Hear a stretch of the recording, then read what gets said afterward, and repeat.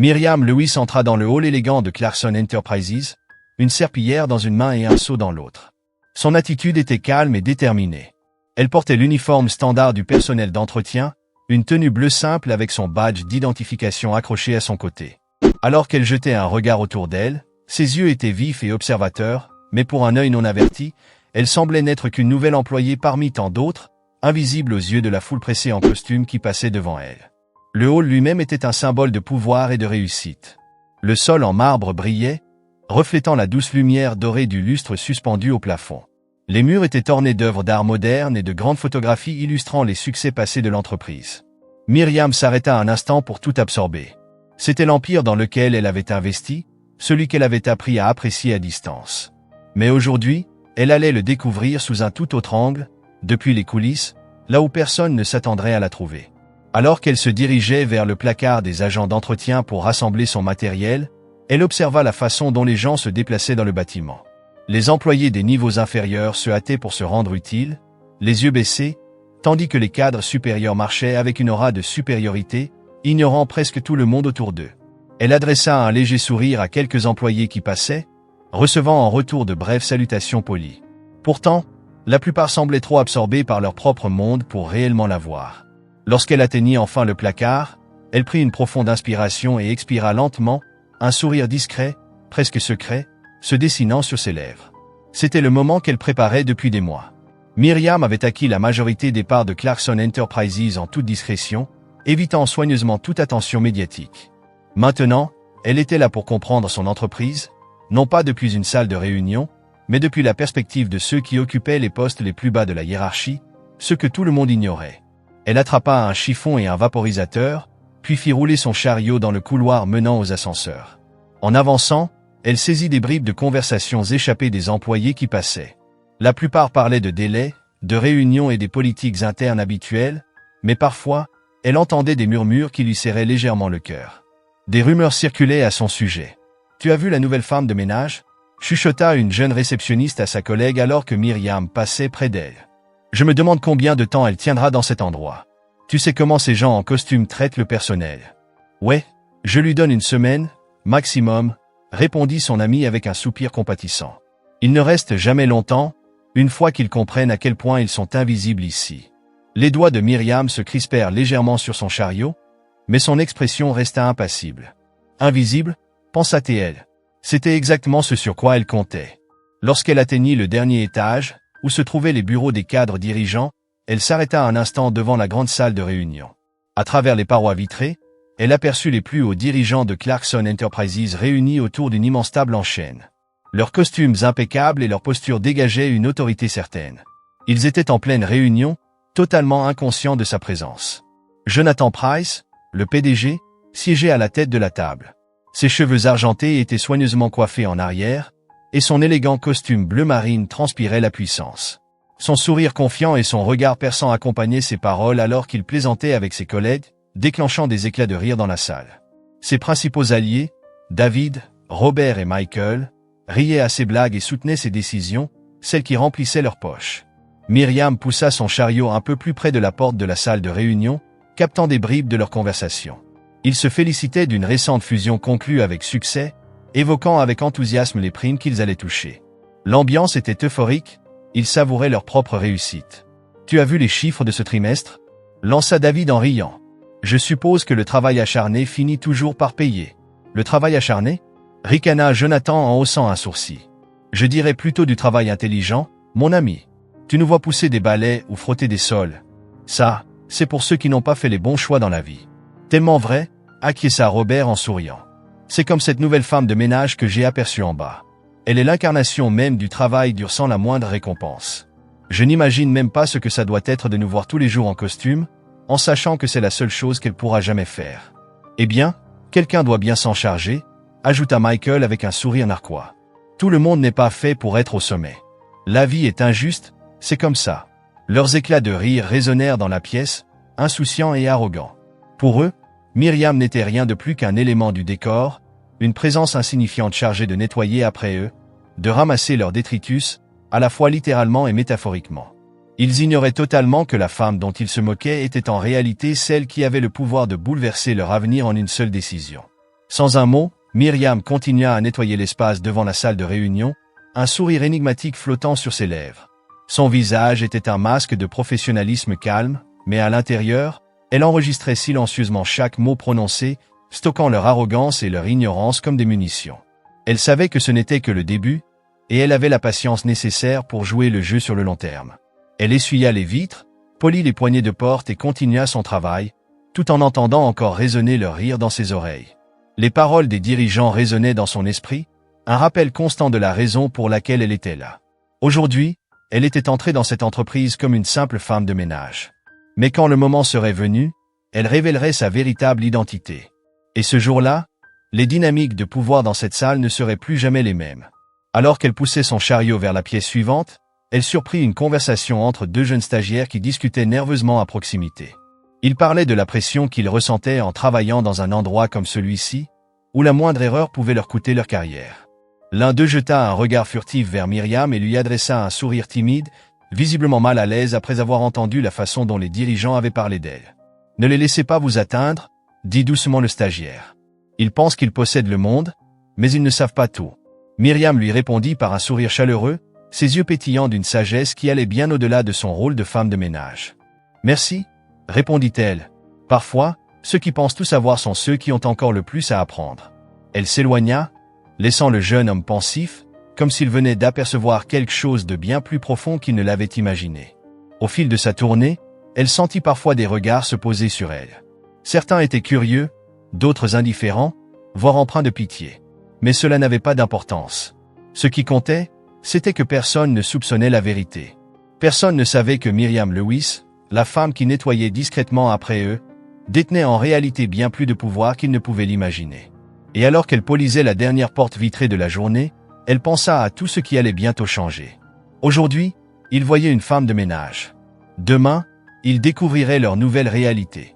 Dans la spacieuse salle de réunion de Clarkson Enterprises, l'atmosphère était chargée d'une assurance suffisante et d'un air de domination qui ne pouvait venir que d'un groupe d'hommes convaincus d'être intouchables. Le soleil filtrait à travers les immenses baies vitrées, projetant une lueur dorée sur la table en chêne poli où l'élite de l'entreprise était réunie.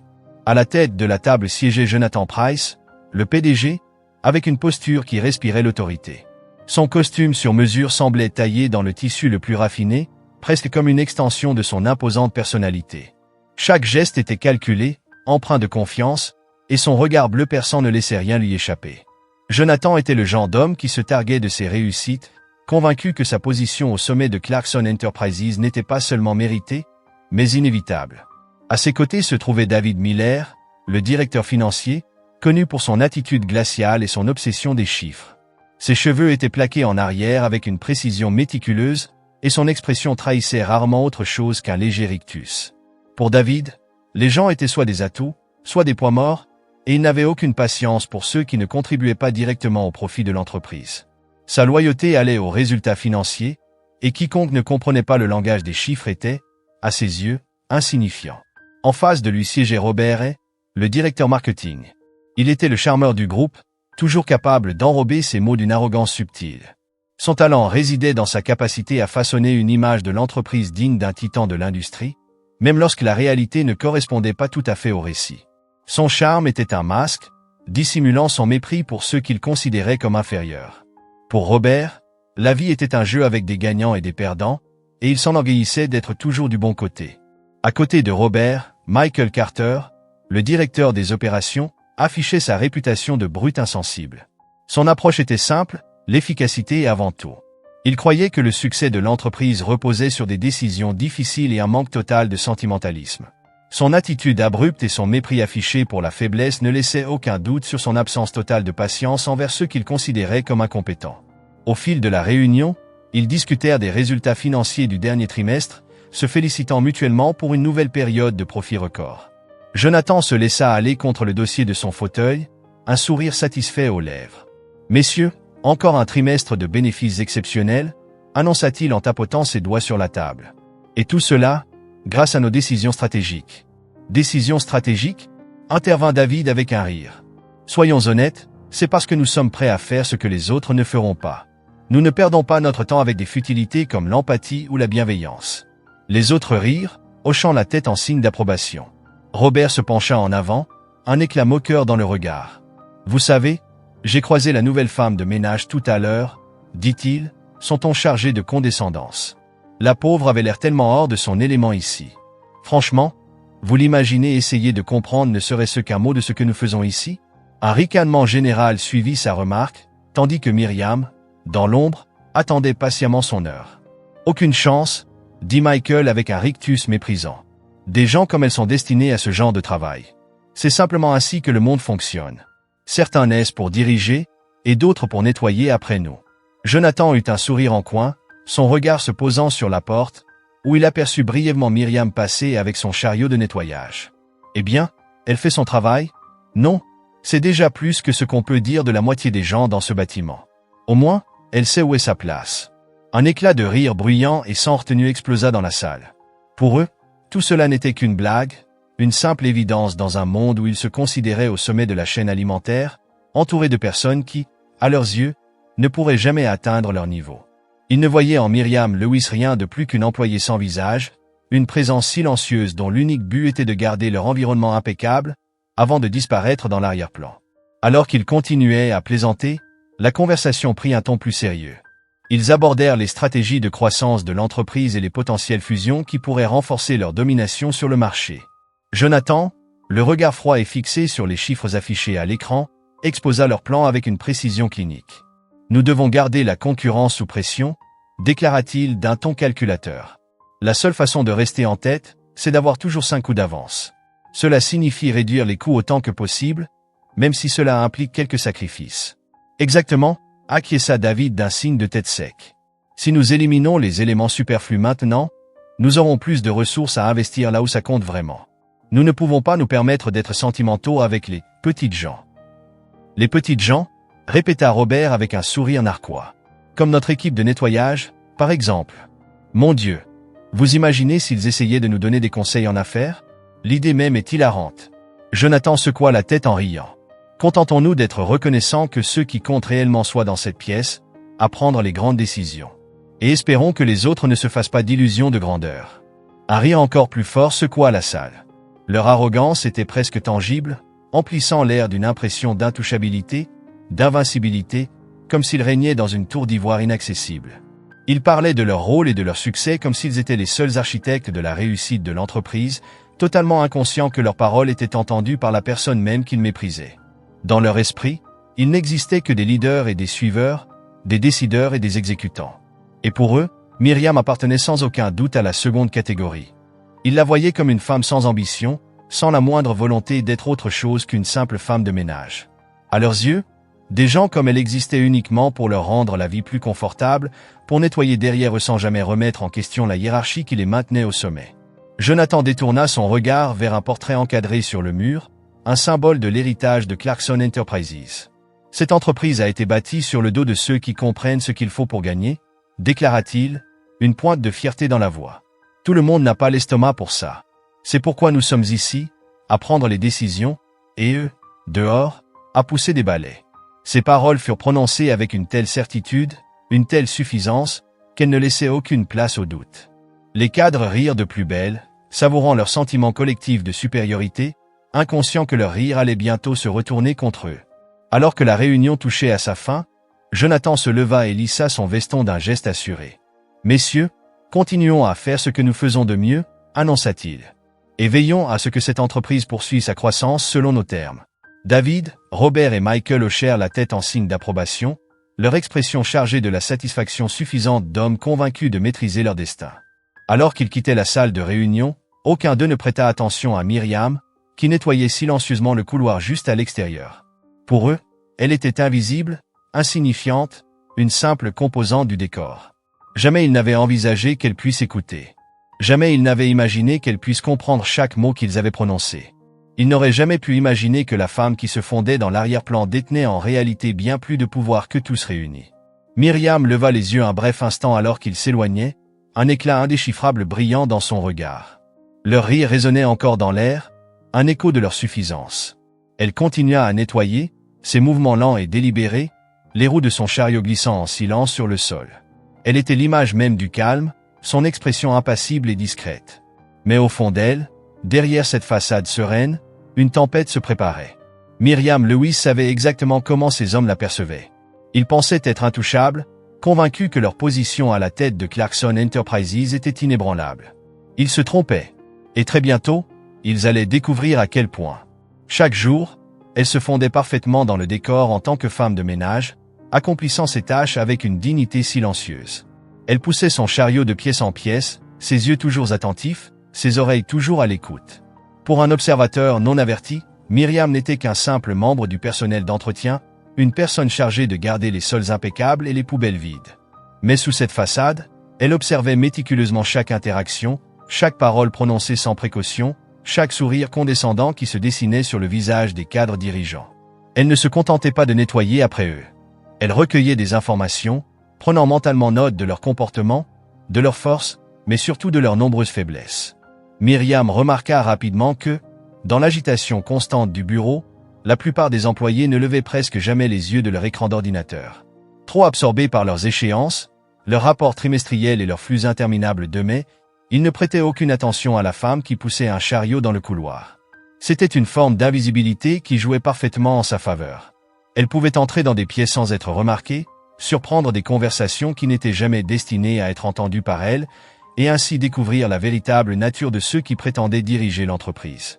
Un jour, alors qu'elle polissait les portes vitrées d'une petite salle de conférence, elle surprit une discussion entre deux cadres intermédiaires qui parlaient à voix basse, le ton chargé de frustration. « Je te jure, cet endroit est toxique », lança l'un d'eux en secouant la tête. « Ils nous traitent comme si nous étions jetables, comme si nous devions être reconnaissants d'avoir un emploi ici. » L'autre acquiesça nerveusement, jetant un regard autour de lui pour s'assurer que personne ne les écoutait.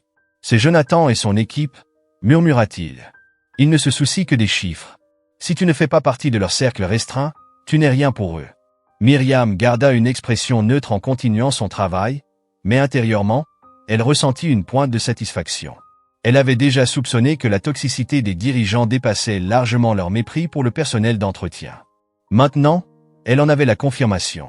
Ce n'était pas simplement de l'arrogance individuelle. C'était un problème systémique qui affectait tous ceux qui n'appartenaient pas à leur cercle exclusif. Elle poursuivit sa route et se dirigea vers la salle de pause, où un groupe de jeunes employés étaient rassemblés, parlant à voix basse. Ils étaient jeunes, fraîchement diplômés, remplis d'ambition, mais leur regard portait déjà l'ombre de la désillusion.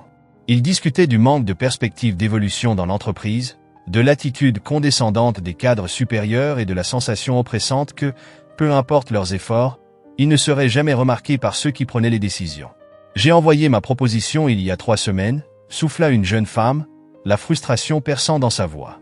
J'y ai mis tout mon cœur, mais Robert ne l'a même pas regardé. Il s'est contenté de me dire que je devrais connaître ma place. Un autre employé, un jeune homme au regard las, secoua la tête. Pareil avec David, ajouta-t-il. J'ai essayé de lui présenter une idée et il a juste ri. Il m'a dit que les débutants comme moi devaient se contenter de suivre les ordres, pas d'en donner. Myriam continuait de passer la serpillière non loin d'eux, la tête baissée, mais elle écoutait attentivement chaque mot. Elle pouvait sentir la frustration, la déception et la résignation dans leur voix. Ces jeunes avaient des rêves, des idées, une volonté de faire la différence, mais ils étaient écrasés sous le poids d'une direction indifférente. Elle savait exactement ce qu'ils ressentaient. Et elle savait aussi que très bientôt, les choses allaient radicalement changer pour eux. Au fil de la journée, Myriam retourna une fois de plus à l'étage exécutif. Elle avait appris que c'était ici que se prenaient les décisions qui affectaient l'ensemble de l'entreprise. Les cadres supérieurs parcouraient les couloirs comme s'ils en étaient les propriétaires, et d'une certaine manière, c'était le cas. Leurs conversations étaient imprégnées d'arrogance, leurs blagues empreintes de mépris pour tous ceux qui n'étaient pas de leur cercle. Elle observa Jonathan Price sortir de son bureau, son téléphone vissé à l'oreille, aboyant des ordres à l'interlocuteur malchanceux qui se trouvait à l'autre bout du fil. Il avait l'attitude d'un homme habitué à obtenir tout ce qu'il voulait, sans discussion ni hésitation. Myriam savait que, pour Jonathan, le pouvoir ne se limitait pas au contrôle, il s'agissait de domination. Il avait bâti sa carrière en écrasant les autres, et il en était fier. Un instant plus tard, Robert est sorti de la salle de réunion, un sourire satisfait accroché aux lèvres.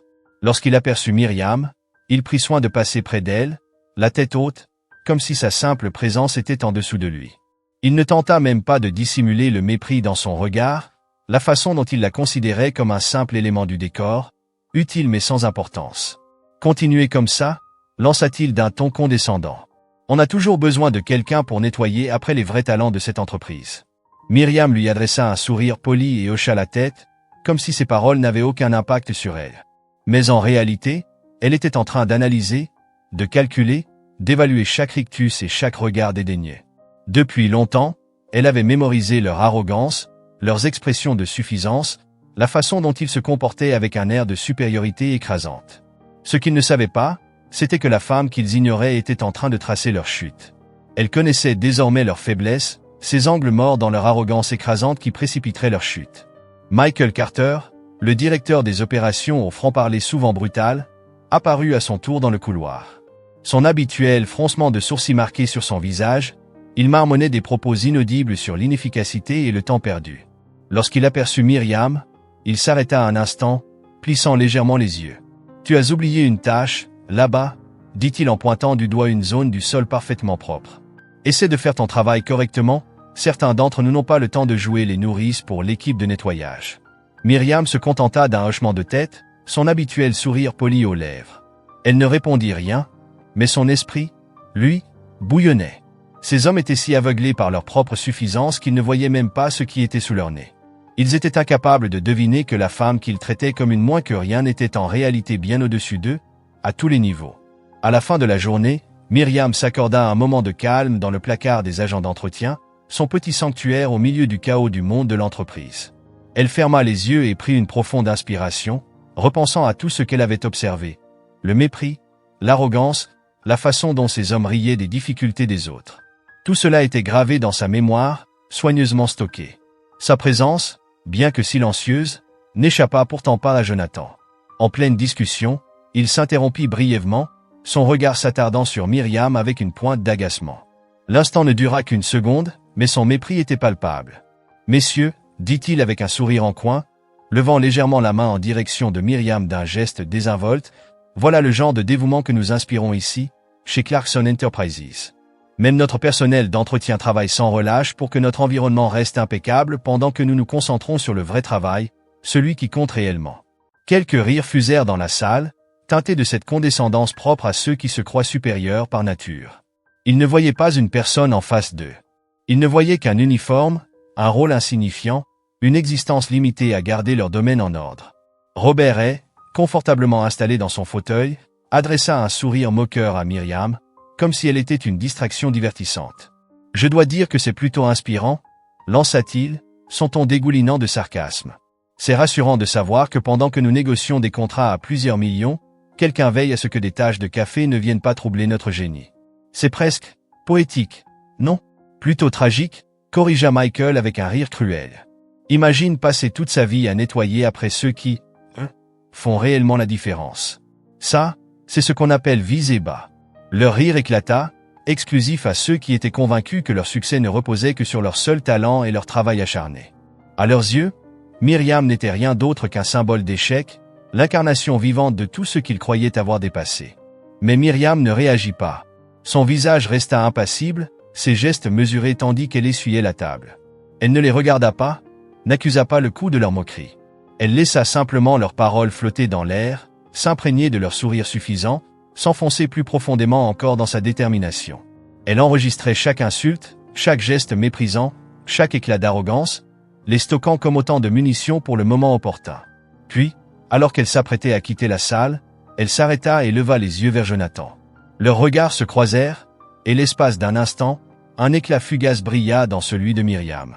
Ce n'était ni de la colère ni de la soumission, mais une forme de défi tranquille. Un message silencieux mais puissant. Elle esquissa un sourire petit, énigmatique, qui semblait totalement déplacé dans le contexte. Ce n'était pas le sourire d'une femme de ménage. C'était le sourire de quelqu'un qui savait quelque chose qu'eux ignoraient. Jonathan hésita une fraction de seconde, son sourire s'effaçant légèrement, son assurance vacillant imperceptiblement sous son regard. Mais il se reprit aussitôt, balayant cet instant d'un haussement de sourcils. Ce n'était rien, se dit-il. Rien d'autre qu'un élan d'insolence de la part d'une femme qui n'avait aucune importance. Il détourna son attention et reprit sa présentation, ignorant l'étrange impression qui lui restait. Myriam quitta la salle, ses pas mesurés résonnant doucement dans le couloir. Elle laissa échapper un mince soupir, un sourire discret toujours sur les lèvres. Elle le savait. La partie venait tout juste de commencer. Et elle avait déjà fait son premier mouvement. Dans la salle de réunion, la discussion continua. Les cadres étaient toujours plongés dans leur autosatisfaction, savourant leur prétendue supériorité. Jonathan, retrouvant son ton moqueur, fit de nouveau référence à Myriam, cette fois en s'adressant autant à ses collègues qu'aux clients présents. Vous voyez, messieurs, c'est ça qui nous distingue des autres, la vision, la stratégie, le leadership. Pendant que certains se contentent de passer la serpillière, nous bâtissons des empires. David acquiesça avec un sourire suffisant. Et c'est exactement pour ça que nous sommes assis ici à conclure ces accords, pendant que d'autres, font ce qu'ils savent faire de mieux. Robert ne put s'empêcher d'ajouter son propre trait d'esprit. Les véritables visionnaires atteignent toujours le sommet.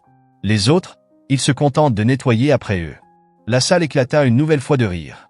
Mais aucun d'eux ne savait qu'ils riaient sous l'œil d'une femme qui, en silence, préparait déjà leur chute.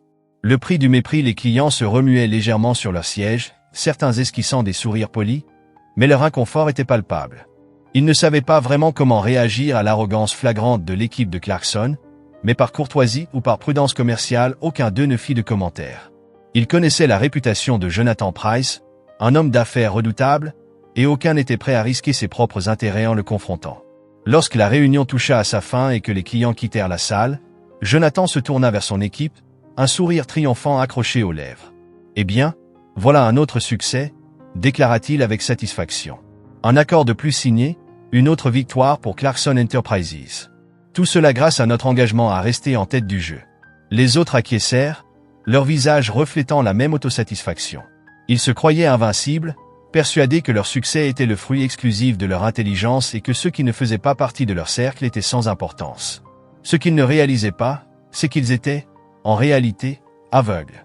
Consumés par leurs propres égos, convaincus de leur grandeur, ils n'avaient jamais envisagé qu'une personne aussi insignifiante en apparence qu'une femme de ménage puisse représenter une menace. Myriam Lewis était invisible à leurs yeux. Rien de plus qu'un uniforme, une silhouette effacée, qui disparaissait dans le décor tandis qu'ils riaient et se félicitaient de leur soi-disant génie. Mais alors qu'ils célébraient leur réussite, Myriam avançait dans l'ombre. Elle se dirigea vers la salle de repos du personnel, son expression toujours sereine, masquant la tempête qui grondait en elle. Elle s'assit un instant, traçant du bout des doigts les contours de son badge. Ce même badge qui l'avait rendu invisible aux yeux de ceux qui venaient de passer une heure à la mépriser. Elle repensa au rire de Jonathan et des autres, à leur certitude d'être intouchables, à leur vision du monde, scindée entre les gagnants, comme eux, et les perdants, comme tout le reste. Elle songea à leur sourire méprisant, à leur arrogance, à leur conviction absolue d'être aux commandes. Et puis, elle sourit. Parce que, pendant qu'ils se congratulaient de leur supériorité, Myriam avait déjà entamé son ascension silencieuse. Elle recueillait des informations, analysait leurs failles, repérait les faiblesses dans leur stratégie et préparait son prochain coup. Elle était la force invisible qui déplaçait déjà les lignes de pouvoir chez Clarkson Enterprises. Et ils ne s'en doutaient même pas. Aujourd'hui, ils avaient ri d'elle. Demain, ils comprendraient l'ampleur de leur erreur. Et lorsque ce moment viendrait, leur monde s'effondrerait autour d'eux. Et personne ne serait là pour ramasser les morceaux. La chute, l'atmosphère au sein de Clarkson Enterprises devint soudainement plus tendue, alors que des murmures de crise commençaient à se propager dans les couloirs. Tout avait commencé par des conversations à voix basse entre les cadres intermédiaires, puis par des appels téléphoniques nerveux dans les coins reculés du bureau. L'entreprise, autrefois inflexible, faisait face à un problème que même les cadres les plus arrogants ne pouvaient ignorer. Quelque chose de grave se passait. Et personne ne semblait avoir de réponse. Très vite, la nouvelle se répandit. Le plus gros client de l'entreprise, représentant une part essentielle des revenus, venait de se retirer sans avertissement, annulant un contrat de plusieurs millions de dollars. Ce revirement brutal prit tout le monde de court. Dans l'open space, les employés murmuraient avec inquiétude près des fontaines à eau, spéculant sur les conséquences de cette perte catastrophique. Dans les étages supérieurs, c'était la panique. Dans la salle de réunion, Jonathan Price se tenait à la tête de la table, son visage rougi par la frustration. Son calme habituel avait volé en éclats, révélant un homme qui perdait le contrôle. Il faisait les 100 pas devant les immenses fenêtres qui surplombaient la ville, le soleil projetant de longues ombres sur ses traits crispés. « C'est inacceptable !» tonna-t-il, abattant son poing sur la table avec une force qui fit trembler les verres d'eau. « Comment avons-nous pu laisser ça arriver? Comment un client d'une telle envergure peut-il se retirer sans que nous ne l'ayons vu venir ?» David Miller, le directeur financier, feuilletait frénétiquement une pile de rapports, son visage blême alors qu'il tentait de comprendre l'ampleur du désastre. Nous n'avions aucun signe de mécontentement, balbutia-t-il, la voix tremblante d'anxiété. Ils étaient notre client le plus fidèle depuis des années. Quelque chose a changé. Et nous sommes passés à côté. Robert Hay, le directeur marketing, n'avait plus son sourire suffisant. À la place, une ride soucieuse barrait son front. Nous avons besoin d'un plan de crise. Et vite. Si d'autres clients apprennent que nous perdons nos plus gros contrats, notre réputation sera ruinée. Michael Carter, les bras croisés sur sa poitrine, s'adossa à sa chaise, son expression fermée. C'est bien plus qu'un simple contretemps. Pendant ce temps, Myriam écoutait. Elle observait l'agitation, les visages tendus, les discussions fiévreuses. Elle voyait le vernis de leur arrogance se fissurer, leur posture se tendre sous le poids de la peur. Les fondations de leur empire commençaient à s'effondrer. Et ce n'était que le début. Ce n'est pas qu'une question de clients, déclara Michael d'un ton grave. Nos concurrents nous tournent autour comme des vautours, guettant le moindre signe de faiblesse. Si nous ne réglons pas ce problème immédiatement, c'est une crise totale qui nous attend. Jonathan plissa les yeux, scrutant la salle à la recherche d'un coupable. Son regard se posa sur les cadres juniors et les chefs de service assis à l'extrémité de la table. Il n'hésita pas une seconde à déverser sa frustration sur eux. Comment aucun d'entre vous n'a-t-il pu anticiper ça? Tonat-il. C'est pour ça que je vous paie. Pour prévoir les problèmes, pas pour réagir une fois qu'il est trop tard. Faites votre travail ou je trouverai quelqu'un d'autre qui le fera à votre place. La tension dans la pièce devint presque insoutenable. Les jeunes cadres baissèrent les yeux, leurs visages rouges de honte. Personne n'osait parler, de peur d'attirer la colère de Jonathan sur lui. Celui qui, quelques heures plus tôt, se vantait de sa supériorité et de sa maîtrise absolue de l'entreprise cherchait désormais un bouc émissaire pour masquer ses propres erreurs. Dans les couloirs, Myriam avançait tranquillement, observant le chaos qui s'installait autour d'elle. Elle sentait le changement dans l'air, la panique latente qui s'était emparée de l'entreprise. Les employés couraient d'un bureau à l'autre, les traits tirés, leur voix basse et pressée. L'atmosphère était électrique. Myriam voyait les failles se dessiner dans la façade autrefois imprenable de Clarkson Enterprises. Et cela renforçait encore plus sa détermination. Elle savait que c'était le moment parfait. Les cadres étaient vulnérables. Leur arrogance et leur excès de confiance avaient exposé leur faiblesse aux yeux de tous. Ils se débattaient, cherchaient désespérément une solution pour garder leur emprise sur l'entreprise. Mais ils ne se rendaient toujours pas compte que la véritable menace ne venait pas de l'extérieur. Elle se trouvait dans leurs propres murs. Dans la salle de réunion, Jonathan se tourna vers David, sa frustration suintant de chaque mot. « Nous devons convoquer une réunion d'urgence avec les actionnaires », ordonna-t-il. « Il faut présenter un plan pour stabiliser le cours de nos actions avant qu'il ne s'effondre. Si les actionnaires perdent confiance en nous, c'est fini. » David hocha la tête, bien que son visage soit toujours livide. « Je vais préparer les projections financières », dit-il d'une voix tendue. « Mais il nous faut un récit convaincant. Quelque chose qui rassure les investisseurs, qui leur fasse croire que ce n'est qu'un contretemps passager. » Robert se pencha en avant, tapotant nerveusement ses doigts sur la table. « On tourne ça en pivot stratégique », suggéra-t-il. « On met l'accent sur de nouvelles opportunités, sur nos plans de croissance. Il faut leur vendre une vision plus grande que ce simple client. » Jonathan força un sourire crispé, mais son regard trahissait son anxiété. « Bien. Alors on va leur offrir le meilleur spectacle possible. Quand nous entrerons dans cette réunion, Clarkson Enterprises sera toujours le leader incontesté du secteur. Pas de faiblesse. Pas de doute. » Myriam entra dans la salle avec son chariot de nettoyage. Elle se déplaça silencieusement, presque invisible, alors que les dirigeants continuaient à élaborer leur plan de survie. Personne ne fit attention à elle. À leurs yeux, elle était insignifiante. Elle commença à essuyer les vitres, à remettre les chaises en place, ses gestes lents et mesurés. Puis, alors qu'elle atteignait le fond de la salle, une phrase attira son attention. « Au moins, nous avons toujours notre image », lança Jonathan d'une voix amère. Tant que nous avons l'air d'être en pleine maîtrise, personne à l'extérieur ne saura à quel point nous sommes proches de tout perdre. Robert eut un rire sec, secouant la tête. Oui, heureusement que personne n'attend grand-chose du personnel de nettoyage. Ajouta-t-il avec un sourire narquois. Ils sont les seuls dans ce bâtiment à ne pas avoir la moindre idée de la gravité de la situation. Myriam s'arrêta. Un court instant, sa main suspendue au-dessus de la table qu'elle était en train de nettoyer. Puis, lentement, elle leva les yeux. Son regard croisa celui de Jonathan. Cette fois, il n'y avait plus aucun masque. Dans ses yeux, une intelligence froide et aiguisée. Quelque chose de profond. Un défi silencieux. Un instant fugace, Jonathan sentit son sourire vaciller. Sa confiance trembla imperceptiblement sous le poids de ce regard. C'était comme si elle pouvait le voir tel qu'il était réellement. Comme si elle voyait au-delà de son arrogance, directement au cœur de ses insécurités. Mais aussi vite que ce moment était apparu, Myriam baissa les yeux. Son expression redevint neutre, impassible. Elle continua son travail, comme si de rien n'était. Comme si elle n'avait pas vu le puissant Jonathan Price montrer, l'espace d'une seconde, un signe de faiblesse. Lorsqu'elle quitta la salle de réunion, son esprit était en ébullition. Elle avait vu la peur dans leurs yeux. Elle avait entendu la désespoir dans leur voix. Les dirigeants de Clarkson Enterprises, autrefois intouchables, étaient maintenant en train de lutter pour sauver leur empire. Ils n'avaient toujours pas compris que la femme qu'ils avaient méprisée était sur le point de devenir la personne la plus puissante du bâtiment. Alors qu'elle marchait dans le couloir, Myriam ne put s'empêcher de sourire. Elle repensa à toutes les fois où ils avaient ri d'elle. À chaque blague cruelle faite à son sujet. Ils avaient cru qu'elle n'était qu'une simple femme de ménage. Quelqu'un qui n'aurait jamais d'impact sur leur monde. Mais ils avaient tort. Tellement, terriblement tort.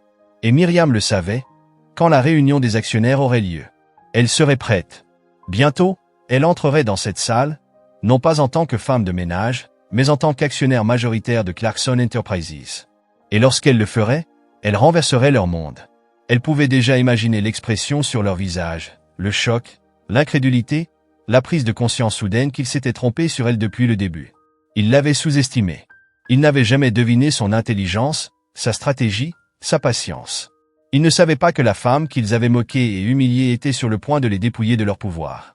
Et alors que l'écho de leur arrogance résonnait encore dans l'air, Myriam savait une chose avec certitude. Cette crise marquait le début de la fin pour Jonathan Price et ses alliés. L'empire qu'ils avaient bâti sur l'arrogance et le mépris allait bientôt s'effondrer. Et ils n'auraient personne d'autre à blâmer qu'eux-mêmes. Parce qu'au final, ce n'étaient pas leurs ennemis qui allaient les détruire. C'était la femme qu'ils avaient ignorée. Celle qu'ils avaient méprisée sans même y réfléchir. La femme qui était sur le point de prendre le trône qu'ils pensaient leur appartenir pour toujours. Le jour de la révélation, le jour de la réunion d'urgence des actionnaires était arrivé. L'atmosphère chez Clarkson Enterprises était chargée d'un mélange d'anxiété et de tension. Dans tout le bâtiment, les employés et les dirigeants se déplaçaient avec une urgence inhabituelle. Les enjeux n'avaient jamais été aussi élevés. Tout le monde savait que cette réunion déciderait de l'avenir de l'entreprise. Dans la salle du conseil, les sièges étaient occupés par des actionnaires influents. Investisseurs chevronnés, analystes attentifs, stakeholders puissants. Tous attendaient des explications de la part de la direction. L'air était rempli de murmures inquiets, de conversations feutrées, de regards échangés avec une inquiétude grandissante. Ils avaient entendu les rumeurs sur la perte du client majeur. Et aujourd'hui, ils exigeaient des réponses. Jonathan Price se tenait au-devant de la salle, le dos droit, son costume impeccable. Mais son visage trahissait une nervosité inhabituelle. Il était un homme habitué au contrôle. Mais aujourd'hui, ce contrôle lui échappait. Il savait que sa performance lors de cette réunion déterminerait s'il conserverait son poste de PDG. Ou s'il verrait son empire s'effondrer sous ses yeux. « Merci à tous d'être venus si rapidement », commença-t-il, sa voix ferme mais privée de sa superbe habituelle. « Comme vous le savez, nous avons récemment rencontré des défis inattendus. Mais je vous assure que nous avons un plan pour surmonter ces obstacles et en ressortir encore plus fort. » Il fit un geste vers l'écran derrière lui, affichant une série de graphiques et de projections financières destinées à convaincre l'Assemblée du potentiel de redressement de Clarkson Enterprises. David, le directeur financier, prit le relais. Sa voix était calme, maîtrisée, alors qu'il expliquait les réallocations budgétaires, les mesures de réduction des coûts et les nouvelles opportunités de marché que l'entreprise allait explorer. Nous avons identifié plusieurs leviers d'optimisation, expliqua-t-il, qui non seulement stabiliseront notre situation actuelle, mais nous permettront également d'exploiter les tendances émergentes du secteur. Les actionnaires restèrent silencieux. Certains hochèrent la tête avec précaution. D'autres affichèrent un scepticisme marqué, leur regard scrutant les chiffres projetés sur l'écran. Il était clair que personne n'était entièrement convaincu. Puis, alors que David terminait son intervention, la porte de la salle de réunion s'ouvrit brusquement. Toutes les têtes se tournèrent. Et Myriam Lewis entra. Mais cette fois, elle n'était pas la femme de ménage poussant son chariot. Elle était vêtue d'un tailleur élégant, parfaitement ajusté, dégageant une autorité indéniable. Son dos droit, son regard perçant. Elle avançait avec une confiance qui exigeait l'attention. Et la salle tomba dans un silence absolu. Les visages des dirigeants pâlirent. Ils la reconnurent immédiatement. La même femme qu'ils avaient ignorée. Celle qu'ils avaient méprisée. Celle dont ils avaient ri encore et encore. Jonathan Price serra la mâchoire. Sa confusion et son agacement étaient à peine dissimulés. Il ne comprenait pas pourquoi la femme de ménage osait entrer dans cet espace sacré. Surtout aujourd'hui. Qu'est-ce que c'est que ça? Gronda-t-il, son ton rempli d'irritation. Nous sommes en pleine réunion privée. Vous n'avez rien à faire ici. Myriam le fixa sans ciller. Puis, elle fit quelque chose qui laissa tout le monde sans voix. Elle avança directement vers le siège principal de la table. Celui traditionnellement occupé par Jonathan. Et elle s'y assit. Calmement. Posément. Comme si cette place lui avait toujours appartenu. Elle joignit ses mains sur la table, son regard balayant lentement la salle. Les visages stupéfaits des actionnaires. Les regards horrifiés des dirigeants. Et enfin, Jonathan lui-même. Puis elle parla. D'une voix calme. Inébranlable. Je pense que j'ai toute ma place ici, Monsieur Price. Son ton était neutre. Mais dans la salle, tout avait changé. En réalité, j'ai sans doute plus d'affaires ici que vous ne l'imaginez. Un murmure de confusion parcourut la salle. Les actionnaires échangèrent des regards troublés. Les dirigeants étaient tétanisés. Et Jonathan Price ne savait plus quoi dire. C'était fini. Myriam le savait. Jonathan aussi. L'empire qu'ils avaient bâti sur le mépris et la suffisance allait s'effondrer sous leurs yeux. Les actionnaires échangèrent des regards perplexes, tandis que les cadres la fixaient comme si elle venait de parler une langue incompréhensible. Jonathan ouvrit la bouche pour protester, mais Myriam reprit la parole, sa voix tranchant la tension comme une lame aiguisée. « Permettez-moi de me présenter correctement, dit-elle, un léger sourire effleurant ses lèvres. Mon nom est Myriam Lewis, et je suis l'actionnaire majoritaire de Clarkson Enterprises. » Un silence de mort s'abattit sur la salle. Pendant un instant, il sembla que le temps lui-même s'était figé. Les expressions des cadres se métamorphosèrent en un mélange de choc, d'incrédulité et d'horreur naissante. Jonathan, livide, semblait avoir été frappé par la foudre. Sa bouche s'ouvrit, puis se referma, cherchant à formuler une réponse en vain. « Qu'est-ce que vous racontez ?» finit-il par bégayer, sa voix tremblante d'un mélange de colère et de peur. « Comment est-ce possible ?» Myriam s'adossa à son fauteuil, incarnation même du calme et de l'autorité. Son regard parcourut lentement la salle, croisant celui de chaque personne présente. Elle voulait qu'il la voie. La vraie elle. Pas la femme de ménage qu'ils avaient ignorée, mais la femme qui détenait désormais l'avenir de leur entreprise entre ses mains. « C'est très simple, » déclara Myriam, son ton presque détendu. « Pendant que vous étiez occupés à rire de moi, à me sous-estimer, à me traiter comme si j'étais invisible, j'acquérais des parts dans cette entreprise. De manière stratégique, discrètement, efficacement. Au fil du temps, j'ai obtenu la majorité des actions. » Elle marqua une pause, laissant chaque mot résonner dans l'esprit de son auditoire. « Et aujourd'hui, je détiens un pouvoir que vous n'aviez même pas réalisé que je possédais. » Un silence abasourdi s'abattit une fois de plus sur la salle. Les actionnaires échangèrent des regards choqués, certains chuchotant avec incrédulité. Les cadres restèrent figés, leur arrogance éclatée en mille morceaux, leur façade soigneusement construite s'effondrant sous le regard de Myriam. Jonathan, sa voix désormais empreinte de désespoir, tenta de reprendre le contrôle. « C'est une plaisanterie ?» lança-t-il, forçant un rire nerveux. « Vous ne pouvez pas juste débarquer ici et... Oh, mais je le peux. Et je vais le faire. » Myriam le coupa avec une fluidité tranchante. Son regard acéré se verrouilla sur le sien, et il se tut immédiatement. « Trop longtemps, vous et vos collègues avez dirigé cette entreprise avec arrogance, en méprisant ceux qui la font réellement fonctionner. Vous pensiez que le pouvoir venait du fait d'être assis à cette table. » Elle se pencha légèrement en avant, ses yeux brûlant d'une détermination implacable. « Mais vous aviez tort.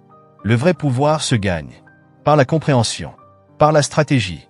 Par la vision. » Elle haussa légèrement les épaules. « Des qualités que vous semblez totalement dépourvues. » Puis elle se tourna vers les actionnaires, son expression s'adoucissant légèrement. « À ceux qui ont investi dans cette entreprise, sachez ceci, l'avenir de Clarkson Enterprises n'a jamais été aussi prometteur. Avec une nouvelle direction, nous ramènerons l'intégrité, l'innovation et le respect au cœur de nos décisions.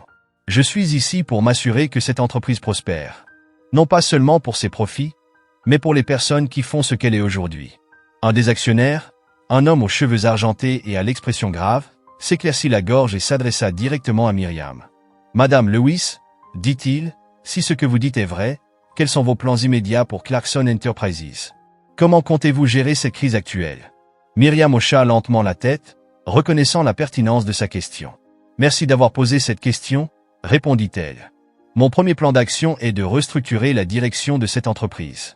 Nous allons réorienter notre vision vers une croissance durable, des pratiques commerciales éthiques, et surtout, Redonnez du pouvoir à chaque individu qui travaille ici. Elle laissa ces mots s'imprégner dans l'esprit de chacun. Puis, elle tourna son regard vers Jonathan. Il avait l'air d'un homme sur le point de s'effondrer. Et la première étape de cette transformation. Elle inspira légèrement, puis lâcha la sentence. Jonathan Price. Vous êtes, avec effet immédiat, relevé de vos fonctions de PDG de Clarkson Enterprises. Un gaspillage général secoua la salle. Jonathan perdit toute couleur. Il ressemblait à un homme en chute libre, incapable de comprendre ce qui lui arrivait. Vous ne pouvez pas faire ça. Bredouilla-t-il, sa voix brisée. C'est mon entreprise. Myriam se leva lentement. Elle le regarda droit dans les yeux. Puis elle prononça, d'une voix aussi calme que tranchante, correction. Elle marqua une pause, laissant le moment s'éterniser dans l'air suffocant de la pièce. C'est mon entreprise maintenant. Et je vais faire ce qu'il faut pour assurer son avenir. La salle explosa dans un chaos absolu. Les actionnaires se mirent à parler les uns sur les autres, certains soulagés, d'autres inquiets, mais tous désormais tournés vers Myriam, comme la véritable leader de cette salle. Les cadres, eux, étaient sous le choc. Leur monde, bâti sur l'arrogance et l'illusion de leur pouvoir, s'effondrait sous leurs yeux. Alors que le bruit s'intensifiait, Myriam leva légèrement la main. Le silence tomba immédiatement. Je suis engagé à conduire Clarkson Enterprises dans une nouvelle ère. Une ère où chaque employé est valorisé. Où le respect et l'intégrité guident nos décisions. Où nous nous concentrons sur une véritable innovation et une croissance saine. Puis elle prononça les mots qui enterrèrent définitivement l'ancien régime. Ceux qui sont prêts à embrasser ce changement auront leur place ici. Elle regarda Jonathan une dernière fois. Quant aux autres, il est temps de vous préparer à une nouvelle réalité. Jonathan Price, autrefois intouchable, ne trouva rien à répondre. Parce qu'il savait. C'était terminé. Et la femme qu'il avait méprisée était celle qui venait de tout lui prendre. Ceux qui partagent cette vision sont les bienvenus pour m'accompagner dans ce nouveau chapitre. Elle marqua une pause, balayant la salle du regard. Quant à ceux qui ne sont pas d'accord, la porte est juste là. Un dernier regard vers Jonathan. Il était là, anéanti, affalé dans son fauteuil, ses yeux remplis d'une rage vide. Il avait tout perdu. Tout ce qu'il croyait contrôler lui avait été arraché. Et il était totalement impuissant pour l'arrêter. Myriam détourna les yeux de lui et observa la salle. Les visages autour d'elle avaient changé. Elle voyait dans leur regard un mélange de respect, d'étonnement et d'admiration. La femme qu'ils avaient méprisée était maintenant leur leader. La véritable force derrière Clarkson Enterprises. Et celle qui allait façonner son avenir. Alors qu'elle se tenait à la tête de la table, une certitude s'imposa à elle. Ce n'était que le début. Un silence écrasant la salle du conseil était figé. Ce genre de silence qui ne suit que les bouleversements de pouvoir les plus radicaux. Myriam Lewis venait d'annoncer le licenciement immédiat de Jonathan Price, autrefois PDG inébranlable de Clarkson Enterprises. L'air était lourd d'incrédulité. Les actionnaires et cadres présents luttaient pour assimiler l'ampleur du séisme qui venait de secouer leur monde. La femme qu'ils avaient sous-estimée, celle qu'ils avaient moquée, méprisée, vient de prendre le contrôle de l'entreprise entière. Et leurs illusions de supériorité venaient de voler en éclats. Jonathan était abattu, complètement anéanti. Il regardait autour de lui, cherchant désespérément un soutien. Quelqu'un pour l'aider à reprendre pied. Mais il ne trouva rien. Les autres cadres baissèrent les yeux. Les actionnaires restèrent silencieux. Personne n'osa croiser son regard. Tout le monde était déjà en train de recalculer sa position dans cette nouvelle réalité. Avec effet immédiat, balbutia Jonathan, sa voix brisée par le désespoir. Vous ne pouvez pas faire ça. C'est moi qui ai bâti cette entreprise. J'y ai consacré ma vie.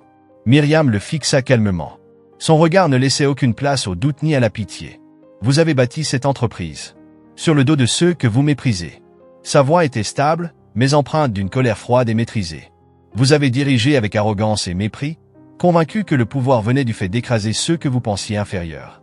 Mais un vrai leader ne se contente pas de s'asseoir au sommet et d'aboyer des ordres. Un vrai leader inspire. Un vrai leader construit un avenir que chacun peut partager. Et vous? Elle marqua une pause, son regard perçant le sien. Vous n'avez jamais compris cela. Un à un, les piliers de l'ancien régime tombent et elle se tourna vers les autres cadres dirigeants. Tous avaient perdu leur superbe. David Miller, le directeur financier, était raide sur sa chaise, ses doigts serrés autour d'un stylo. Son expression, d'ordinaire froide et calculatrice, était devenue une grimace de peur et d'incertitude. Il était à court de mots. Pour la première fois, il ne pouvait manipuler aucun chiffre pour s'extraire de cette situation. Myriam l'interpella directement. « David, vous avez passé votre carrière à traiter les gens comme des chiffres. À ne voir que des actifs et des passifs. Votre priorité a toujours été de couper les coûts, peu importe l'impact sur les employés. Vous avez privé vos équipes de ressources et de soutien, juste pour embellir des bilans comptables. Cela s'arrête aujourd'hui. David ouvrit la bouche. Mais aucun s'en en sortit. Son visage pâlit davantage sous le poids de ses paroles. Il savait qu'il était piégé. Son image soigneusement construite venait de s'effondrer. Elle passa ensuite à Robert, le directeur marketing. L'homme autrefois charmeur et plein d'assurance était figé sur place. Son éternel sourire arrogant avait disparu, remplacé par un regard d'effroi. Il semblait rétrécir dans son fauteuil. Robert, votre carrière repose sur des illusions. Sur des artifices, des buzz creux, des promesses non tenues. Vous avez construit une façade, mais jamais un véritable avenir pour cette entreprise. Vous avez traité vos employés comme des pions jetables, utiles uniquement lorsque votre mise en scène l'exigeait. Elle croisa son regard vide. Cela aussi, s'arrête aujourd'hui. Robert ouvrit la bouche, prêt à argumenter. Mais aucun mot ne vint. L'homme qui avait toujours cru pouvoir manipuler le monde avec ses paroles venait de découvrir qu'aucune pirouette verbale ne pouvait le sauver. Enfin, elle s'adressa à Michael Carter, le directeur des opérations. L'homme avait toujours été brutal et froid, justifiant sa dureté par une prétendue nécessité d'efficacité. Aujourd'hui, il semblait plus crispé que jamais. Son mâchoire serrée, son regard rempli d'un mélange de défi et de peur. Mais même lui ne pouvait cacher le frisson qui parcourait sa colonne vertébrale. Myriam adoucit légèrement son ton, mais restait ferme. « Michael, vous avez toujours cru que l'efficacité justifiait la cruauté. Que se montrer impitoyable était une preuve de force. Vous vous êtes convaincu que l'émotion n'avait pas sa place dans l'entreprise. » Elle croisa son regard dur. « Mais vous vous êtes trompé. » Elle inspira profondément et posa ses mains sur la table. Clarkson Enterprises ne sera plus jamais dirigé par la peur, l'arrogance et le mépris. Elle se redressa. Dès aujourd'hui, nous construisons une entreprise basée sur l'intégrité, le respect et la véritable innovation. Le silence était assourdissant. L'ancien régime était mort. Et tout le monde dans cette pièce le savait. Jonathan Price, autrefois intouchable, n'était plus qu'une ombre de lui-même. Et la femme qu'il avait ignorée était maintenant celle qui menait la danse. Vous avez cru que l'empathie était une faiblesse. Mais la vraie force réside dans la compréhension. Dans la construction d'une entreprise où les gens donnent le meilleur d'eux-mêmes parce qu'ils se sentent valorisés, et non parce qu'ils craignent de perdre leur emploi. Michael se tortilla légèrement sur son siège, son regard jusque-là défiant glissant lentement vers la table. Il s'était toujours cru intouchable, au-dessus de toute critique, persuadé que son absence d'émotion le rendait inébranlable. Mais maintenant, Myriam venait de révéler la vacuité de sa force. L'armure qu'il avait portée pendant si longtemps s'effritait. Et il se retrouvait sans défense, face à une vérité qu'il n'avait jamais voulu affronter. Myriam laissa ses paroles planer un instant, observant les cadres absorber la nouvelle réalité. La salle resta silencieuse, écrasée par son autorité. Elle savait que pour réellement transformer Clarkson Enterprises, elle devait briser non seulement leur illusion d'invincibilité, mais aussi la culture toxique qu'ils avaient cultivée. Se tournant vers les actionnaires, Myriam parla avec conviction. Sa voix portait un message qui allait au-delà de la critique, un message d'espoir et de transformation. Cette entreprise était à un tournant. Nous pouvons continuer sur cette voie, celle de l'arrogance, de l'exclusion et d'un leadership à courte vue. Elle marqua une pause, scannant la salle du regard. Ou bien, nous pouvons choisir une nouvelle direction. Une direction basée sur le respect, l'innovation et une véritable responsabilisation. Elle inspira profondément avant de continuer. Je suis déterminé à faire de Clarkson Enterprises un lieu où chaque voix compte, où la créativité est récompensée et où le succès se mesure non seulement en profit, mais aussi par l'impact positif que nous avons sur le monde et sur nos collaborateurs.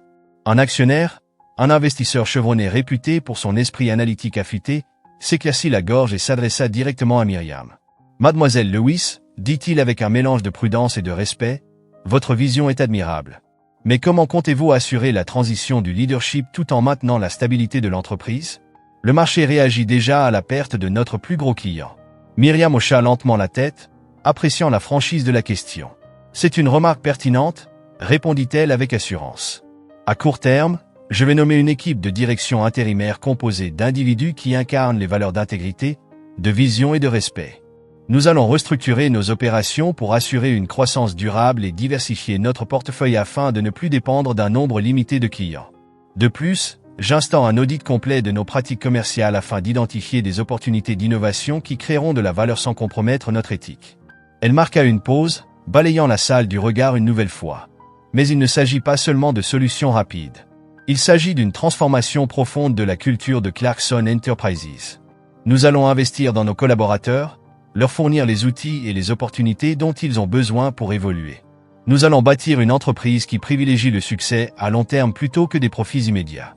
Un lieu où les employés ne sont pas de simples travailleurs, mais de véritables partenaires dans notre quête d'excellence. Un frisson parcourut la salle. Les actionnaires, d'abord sceptiques, commencèrent à s'incliner légèrement vers l'avant, attentifs. Dans leur regard, l'incrédulité laissait place à quelque chose qui ressemblait à de l'espoir. Ils voyaient la sincérité dans ses paroles. Ils ressentaient la force de sa conviction. Pendant ce temps, Jonathan Price ne bougeait plus. Ses yeux étaient fixés sur la table devant lui. L'homme qui régnait autrefois sur cette salle d'une main de fer était réduit à l'impuissance. Il savait qu'il n'y avait plus de retour possible. Aucune manœuvre, aucune stratégie ne pourrait effacer ce qui venait de se produire.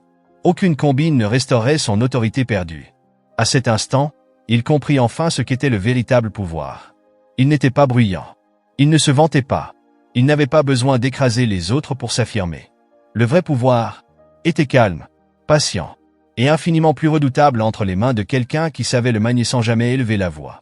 Et Miriam Lewis, la femme qu'il avait toujours méprisée, avait plus de pouvoir dans son regard ferme et assuré, que lui n'en avait jamais possédé au cours de toute sa carrière. L'air du changement. Miriam se redressa, ancrant sa présence au cœur de la salle. Sa voix résonna avec force et clarté. À partir d'aujourd'hui, Clarkson Enterprises sera un symbole d'intégrité, de respect et d'innovation.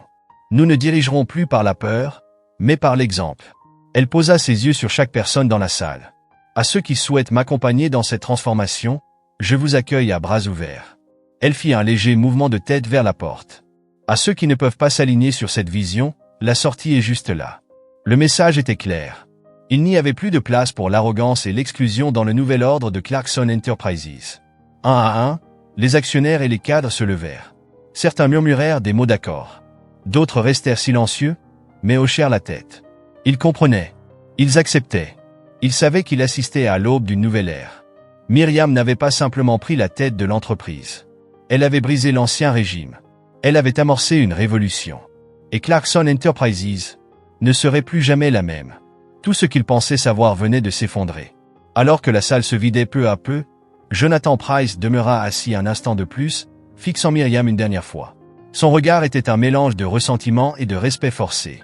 Il avait perdu la partie et il le savait. Mais plus encore, il savait qu'il avait perdu face à quelqu'un de bien plus intelligent et stratégique que lui. Quelqu'un qui ne dirigeait pas par arrogance, mais avec une véritable vision et un véritable engagement. Miriam soutint son regard un instant, puis tourna son attention vers l'avenir de Clarkson Enterprises. Ses yeux étaient déjà tournés vers l'horizon des possibilités. Elle avait attendu ce moment depuis longtemps. Et maintenant qu'il était là, elle était prête.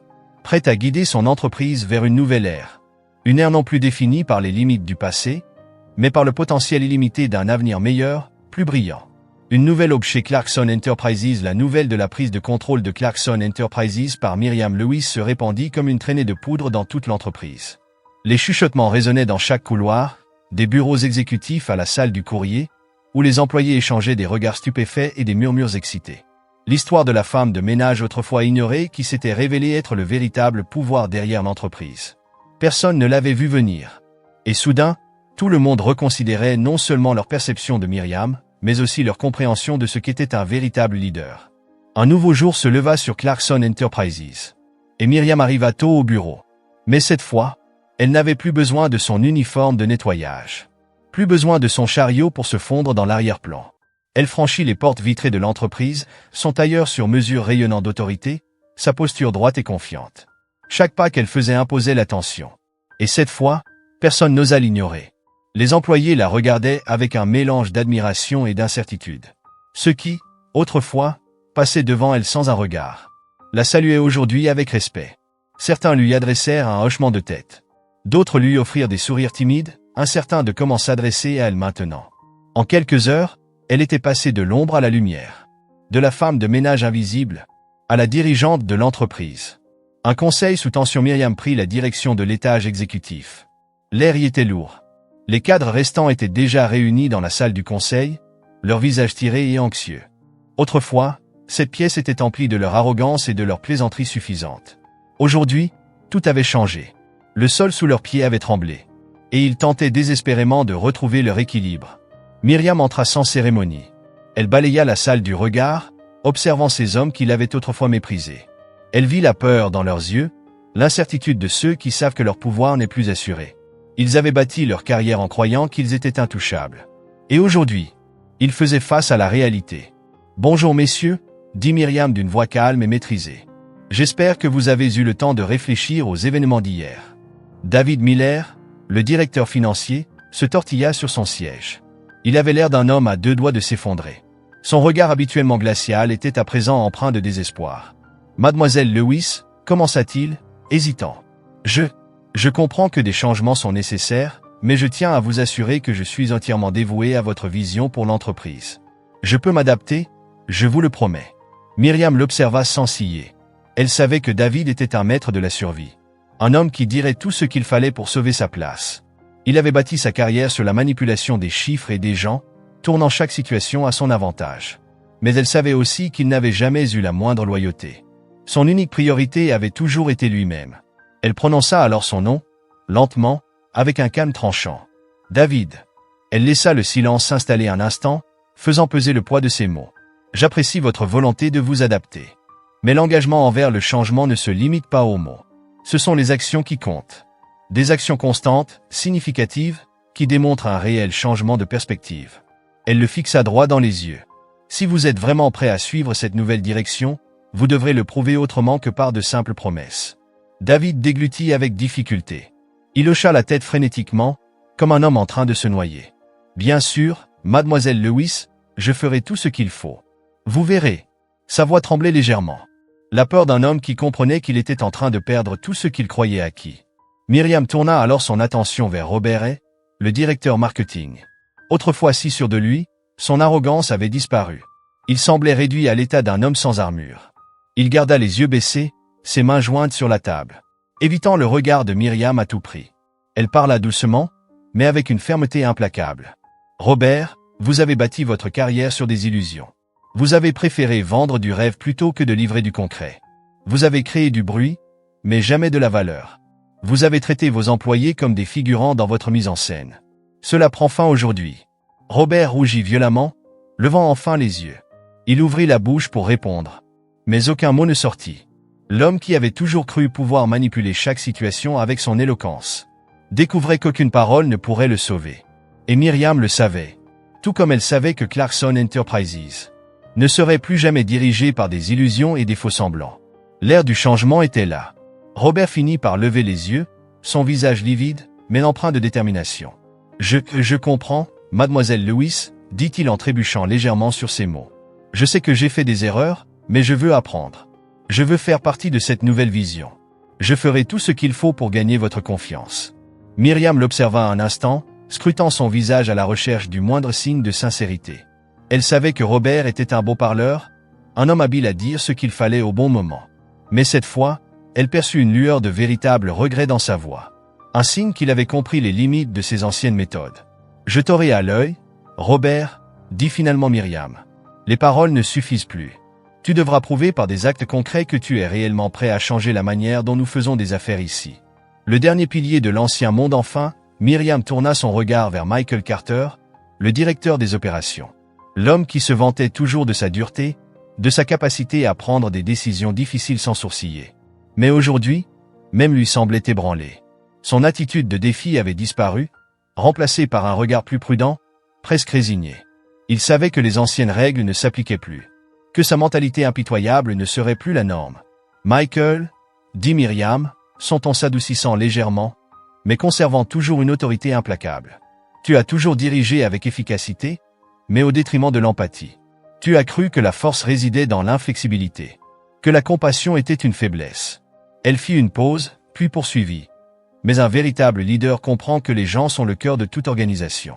À partir d'aujourd'hui, j'attends de toi que tu trouves un équilibre entre discipline et humanité. » Michael hocha lentement la tête, une lueur de compréhension passant dans son regard. « Je vois, » dit-il, sa voix plus basse qu'à l'accoutumée. « Je vais changer.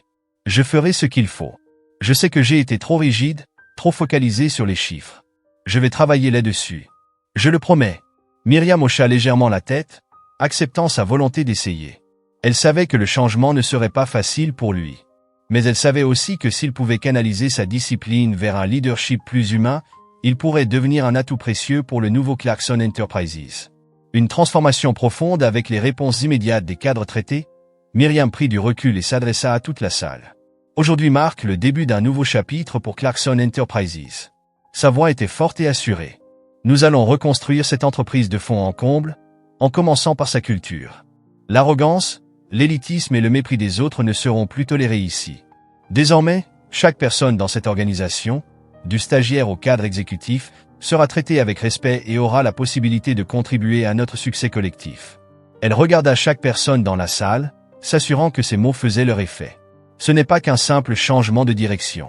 C'est une transformation complète de notre façon de penser, d'agir et d'interagir les uns avec les autres. Nous allons bâtir un environnement où l'innovation prospère, parce que chaque voix est entendue. Un endroit où le succès ne se mesure pas seulement en profit, mais aussi par l'impact positif que nous aurons sur notre communauté et notre industrie. Un murmure d'approbation parcourut la salle. Un premier frisson d'optimisme se fit sentir. Les cadres restants comprirent qu'ils avaient une chance d'évoluer. Une opportunité de prouver qu'ils étaient dignes de cette nouvelle vision. Un empire à reconstruire. Lorsque la réunion prit fin, Myriam se dirigea vers son nouveau bureau. Celui qui avait autrefois appartenu à Jonathan Price. L'espace était vaste et luxueux, ses murs bordés de bibliothèques et de récompenses accumulées au fil des années. Myriam se tenait derrière l'imposant bureau en acajou, regardant à travers les immenses fenêtres qui offraient une vue panoramique sur la ville. Elle repensa au chemin parcouru, à la femme invisible qu'elle était autrefois, se fondant dans l'arrière-plan, pendant qu'elle observait la vérité sur ceux qui détenaient le pouvoir. Elle avait vu leur arrogance, leur condescendance, leur mépris total pour ceux qui n'étaient pas à leur niveau. Et maintenant, elle était à la tête de l'empire qu'il pensait intouchable. Un léger coup frappé à la porte la tira de ses pensées. C'était son assistante, une jeune femme nommée Clara. Clara avait toujours été gentille avec Myriam, même lorsqu'elle était simplement la femme de ménage. Elle lui offrait des sourires sincères, elle prendrait toujours le temps d'échanger quelques mots, là où tant d'autres ne daignaient même pas croiser son regard. « Mademoiselle » dit Clara, d'une voix hésitante. « Je voulais simplement vous remercier. Beaucoup d'entre nous espéraient un changement depuis longtemps, mais nous n'aurions jamais cru que cela arriverait réellement. » Myriam sourit doucement. Son regard s'adoucit. « Merci, Clara. » Elle inspira légèrement avant d'ajouter. « Le changement n'est jamais facile, mais il est toujours possible lorsque l'on se lève pour ce qui est juste. » Elle fixa Clara avec sincérité. « Je veux que tu saches que ta voix compte ici.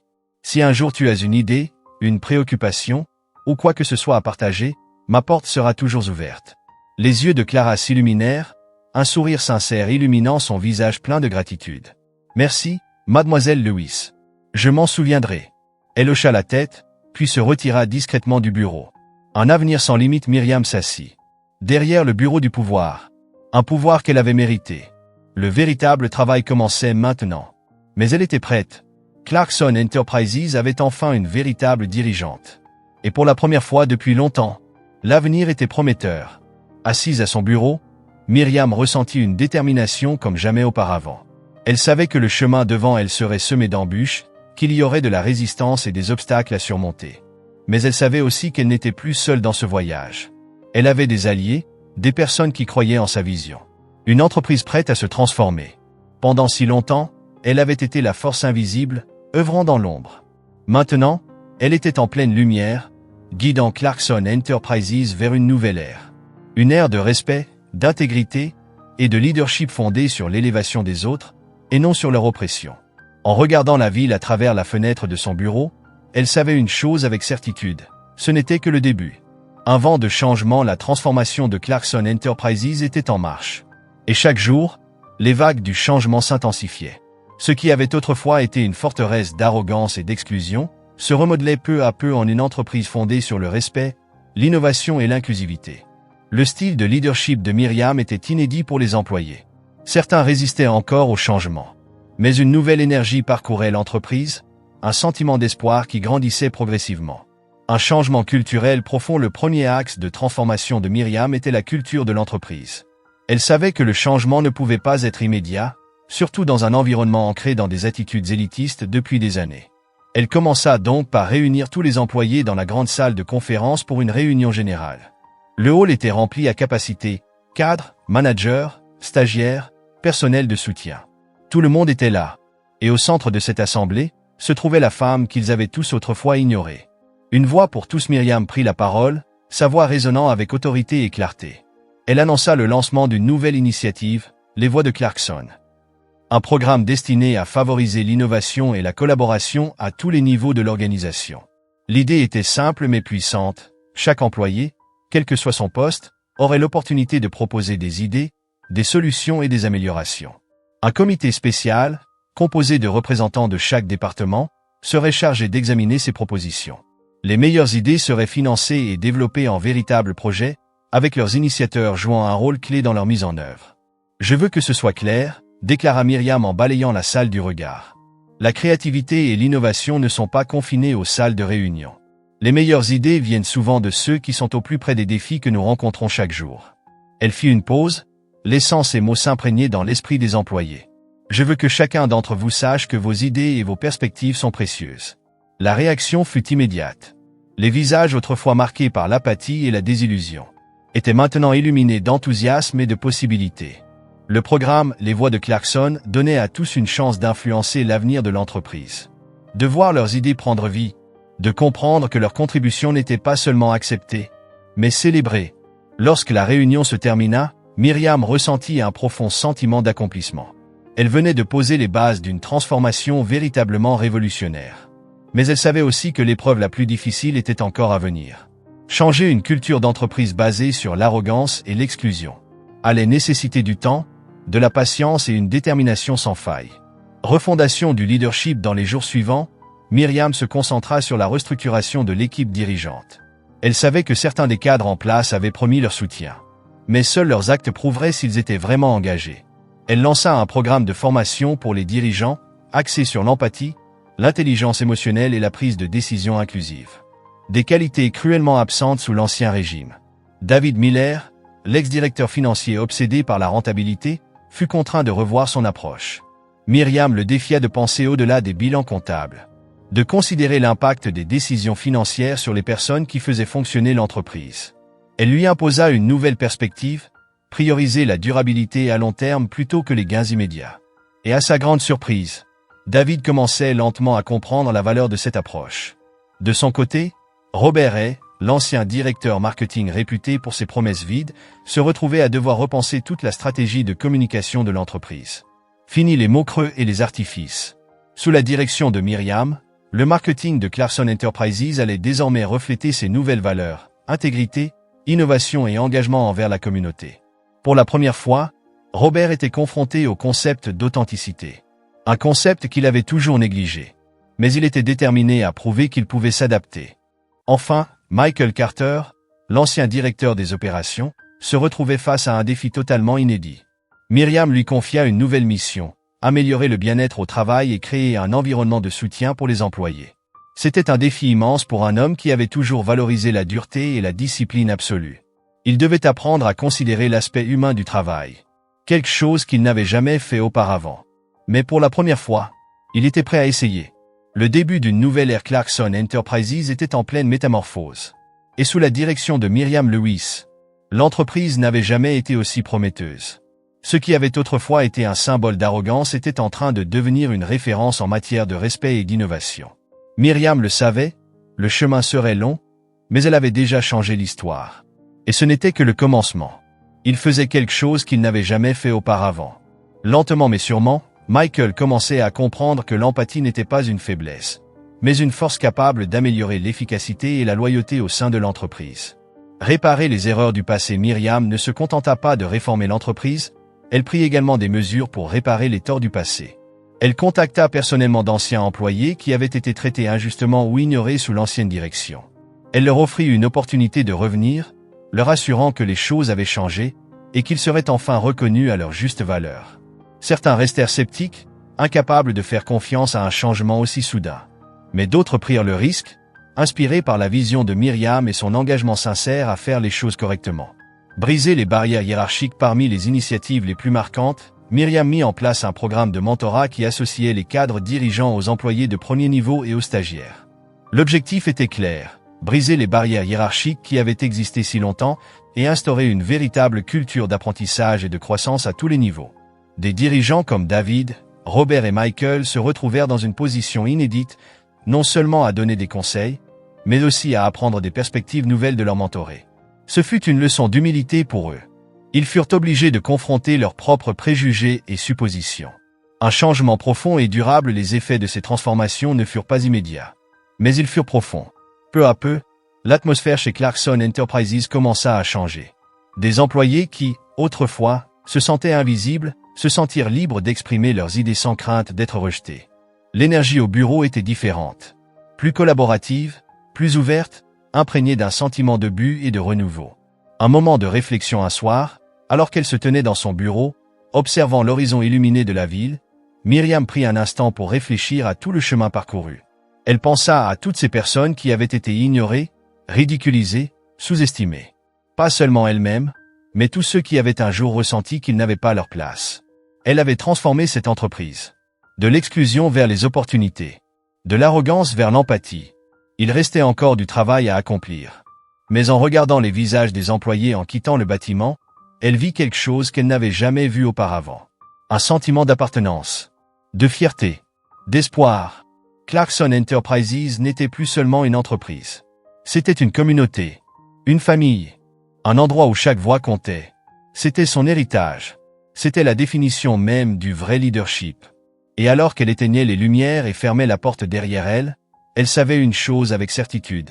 Il ne faisait que commencer.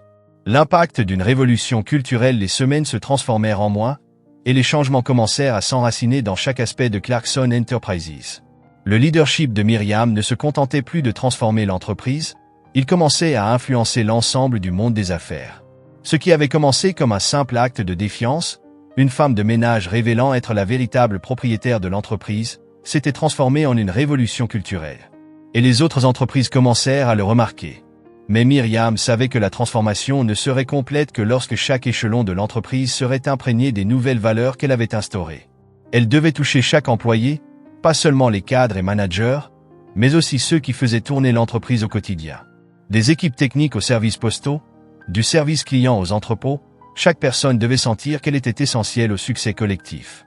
Elle commença alors à organiser des réunions plus petites, des séances d'écoute, se rendant personnellement dans chaque département. Son objectif?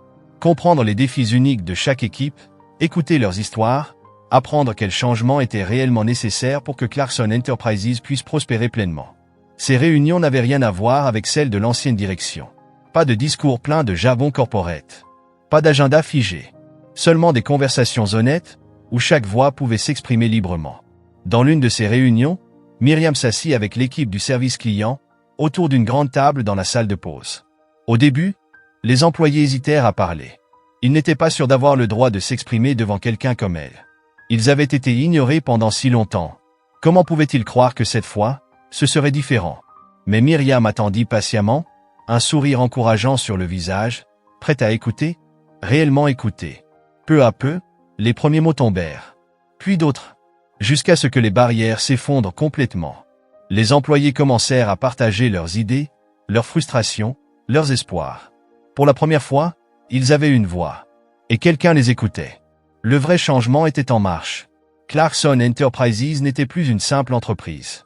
C'était un modèle de transformation. Et sous la direction de Myriam Lewis, elle était en train de redéfinir ce que signifiait réellement le leadership. Ce n'était que le commencement.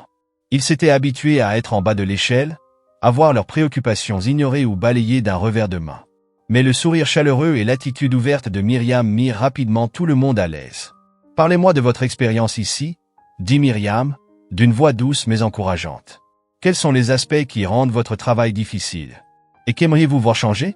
Une jeune femme nommée Lisa, qui travaillait pour l'entreprise depuis plusieurs années, leva les yeux, hésitante. « Honnêtement, Mademoiselle Louise, dit-elle, sa voix tremblante mais déterminée, ce n'est pas toujours facile. Nous gérons beaucoup de clients frustrés, et parfois, nous avons l'impression de ne pas avoir les outils ou le soutien nécessaire pour vraiment les aider. » Elle baissa légèrement les yeux avant d'ajouter, « Et dans le passé, j'avais l'impression que personne ne se souciait de ce que nous avions à dire. » Myriam hocha la tête avec attention. « Je t'entends, Lisa. » Elle marqua une pause, puis poursuivit. « Et je veux que tu saches que votre contribution n'est pas seulement précieuse, elle est essentielle. Nous devons vous donner les moyens de faire votre travail dans les meilleures conditions possibles. S'il y a des ressources dont vous avez besoin, des systèmes qui doivent être améliorés, je veux le savoir. Elle regarda la salle d'un air déterminé.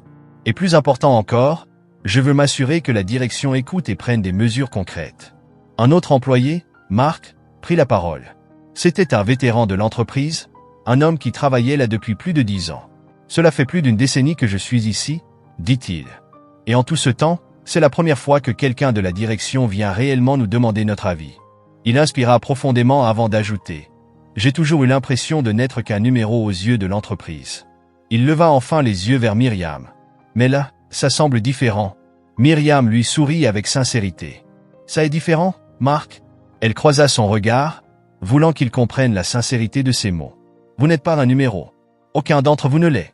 Vous êtes le cœur et l'âme de cette entreprise. Elle fit une pause, balayant la salle du regard. Et il est temps que vous soyez traité comme tel. Une prise de conscience profonde. Plus Myriam écoutait, plus elle réalisait que les problèmes étaient encore plus profonds qu'elle ne l'avait imaginé. Le fossé entre la direction et les employés était immense. La culture de l'élitisme et du mépris s'était infiltrée dans tous les niveaux de l'entreprise. Mais maintenant, elle savait exactement ce qu'il fallait faire. Et elle était plus déterminée que jamais à combler cet écart. Une réunion décisive de retour dans son bureau exécutif, Myriam convoqua une réunion avec l'équipe dirigeante restante, incluant David, Robert et Michael. Elle voulait s'assurer que les changements qu'elle avait promis se concrétiseraient rapidement. Lorsque tous se rassemblèrent dans la salle du conseil, l'atmosphère était plus sérieuse qu'elle ne l'avait jamais été. Il y avait une tension palpable, comme si chacun comprenait que cette réunion allait définir l'avenir de l'entreprise. Myriam prit la parole, sa voix claire et ferme. Je reviens d'une série de rencontres avec nos employés de première ligne. Elle balaya la pièce du regard, avant de poursuivre. Ils ont partagé leurs préoccupations, leurs frustrations et leurs espoirs pour l'avenir de cette entreprise. Il est évident que nous avons beaucoup de travail à faire pour regagner leur confiance et créer un environnement où ils se sentent valorisés et écoutés. David Miller, le directeur financier, prit la parole en premier. Il avait fait des efforts constants pour prouver son engagement envers cette nouvelle vision. J'ai analysé leur retour d'un point de vue financier, dit-il. Et je pense que nous pouvons allouer des ressources pour améliorer le soutien aux équipes du service client et au département technique. Investir dans ces équipes ne renforcera pas seulement leur morale. Il regarda Myriam avec conviction. Cela augmentera aussi notre efficacité globale. Myriam hocha la tête avec approbation. Bien. Puis, elle marqua un temps d'arrêt avant d'ajouter. Mais il ne s'agit pas seulement d'injecter de l'argent dans le problème. Elle fixa David, puis le reste des dirigeants. Nous devons nous assurer que ces changements sont ancrés dans un véritable respect pour nos employés. Je veux mettre en place un nouveau programme de formation pour nos managers. Elle posa les mains sur la table. Un programme axé sur l'empathie, l'écoute active et un leadership qui inspire, plutôt que d'intimider. Robert Hay, le directeur marketing, sembla pensif. Il hocha légèrement la tête avant de prendre la parole. Je réfléchissais justement à comment refléter ces changements internes dans notre image de marque, dit-il. Il est temps de repositionner Clarkson Enterprises. Il inspira profondément avant d'ajouter. Nous devons montrer au monde que nous ne sommes pas seulement un leader du secteur. Il regarda Myriam, mais aussi une entreprise qui valorise avant tout ses employés. Nous devons dire haut et fort que nous ne sommes pas là uniquement pour faire de l'argent, nous sommes là pour faire une vraie différence. Myriam sourit à ces mots. Elle vit enfin une lueur d'authenticité dans son regard. Robert comprenait enfin que l'authenticité n'était pas un simple argument marketing, mais un mode de vie capable de transformer toute l'entreprise de l'intérieur. Puis, elle se tourna vers Michael. Et toi, Michael, comment s'assurer que ces changements ne sont pas temporaires? Comment les ancrer profondément dans nos opérations quotidiennes? Michael prit une profonde inspiration avant de répondre. Nous devons inscrire ces principes dans nos procédures standards, dit-il. Mettre en place des bilans réguliers avec chaque département. Il croisa le regard de Myriam. Évaluer en continu si nous respectons réellement nos nouvelles valeurs. Le début d'une transformation durable. Myriam regarda les visages autour d'elle. Ils avaient changé. Il ne s'agissait plus de simples promesses. Il ne s'agissait plus d'un exercice de communication. Il comprenait enfin. Clarkson Enterprises était en train de changer. Et ce changement était là pour durer.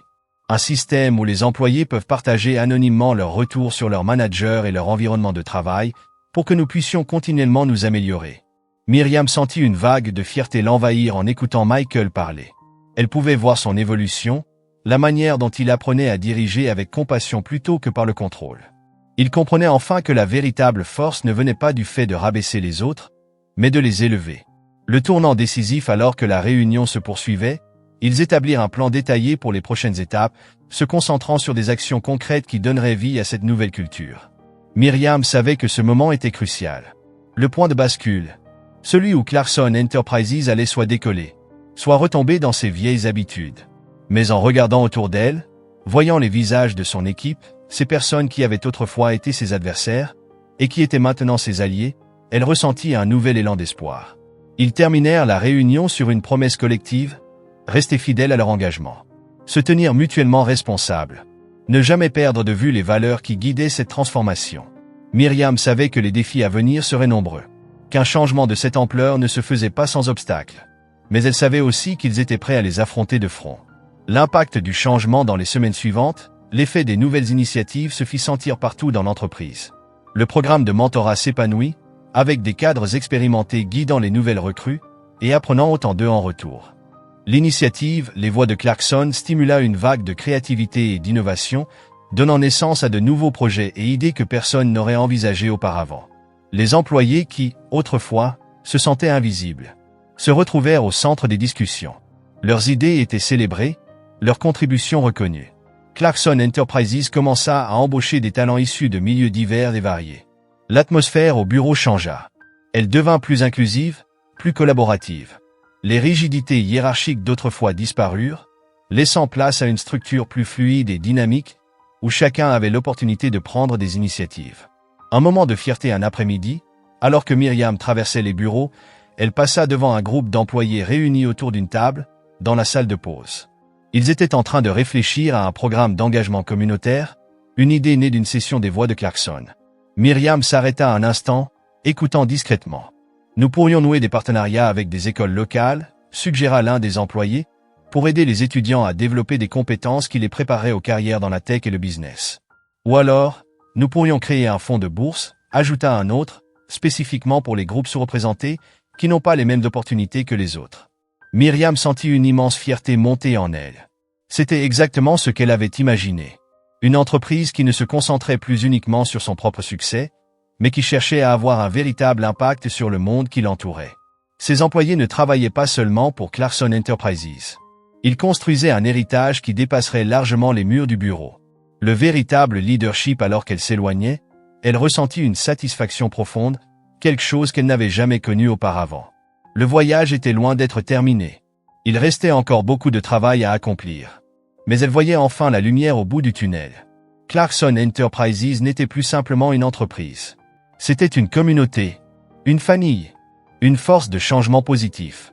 Et ce soir-là, debout dans son bureau, observant les lumières de la ville scintiller, Myriam Lewis sut qu'elle avait trouvé sa véritable vocation. Elle avait commencé ce parcours en tant que femme de ménage.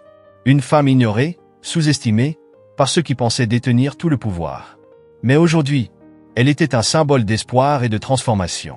Elle n'avait pas seulement changé une entreprise. Elle avait changé des vies. C'était ça, le vrai leadership. C'était ça, le véritable pouvoir. Et alors qu'elle fermait les yeux et prenait une profonde inspiration, elle savait une chose avec certitude. Clarkson Enterprises était enfin sur le chemin qu'elle avait toujours été destinée à emprunter. Un chemin vers la grandeur. Un chemin bâti sur le respect, l'intégrité et la conviction inébranlable qu'ensemble, ils pouvaient changer le monde. Une quête de rédemption et de croissance, la transformation de Clarkson Enterprises était en plein essor. Mais Myriam savait que le voyage vers la rédemption était loin d'être terminé. L'entreprise avait atteint une phase critique. Non seulement elle devait soutenir ces changements, mais elle devait aussi affronter les erreurs du passé. Myriam était déterminée à changer le récit d'exclusion et d'arrogance en une histoire de rédemption, d'humilité et de seconde chance. L'un de ses principaux objectifs était de bâtir une culture où les gens n'étaient pas seulement encouragés à s'exprimer, mais où ils étaient aussi poussés à apprendre de leurs erreurs. Le programme Chemin vers la rédemption, pour y parvenir, elle lança une nouvelle initiative. Pathway to Redemption, Chemin vers la rédemption. Ce programme offrait aux employés et même aux cadres dirigeants une opportunité de reconnaître leurs erreurs passées, d'en tirer des leçons et de travailler activement à leur transformation.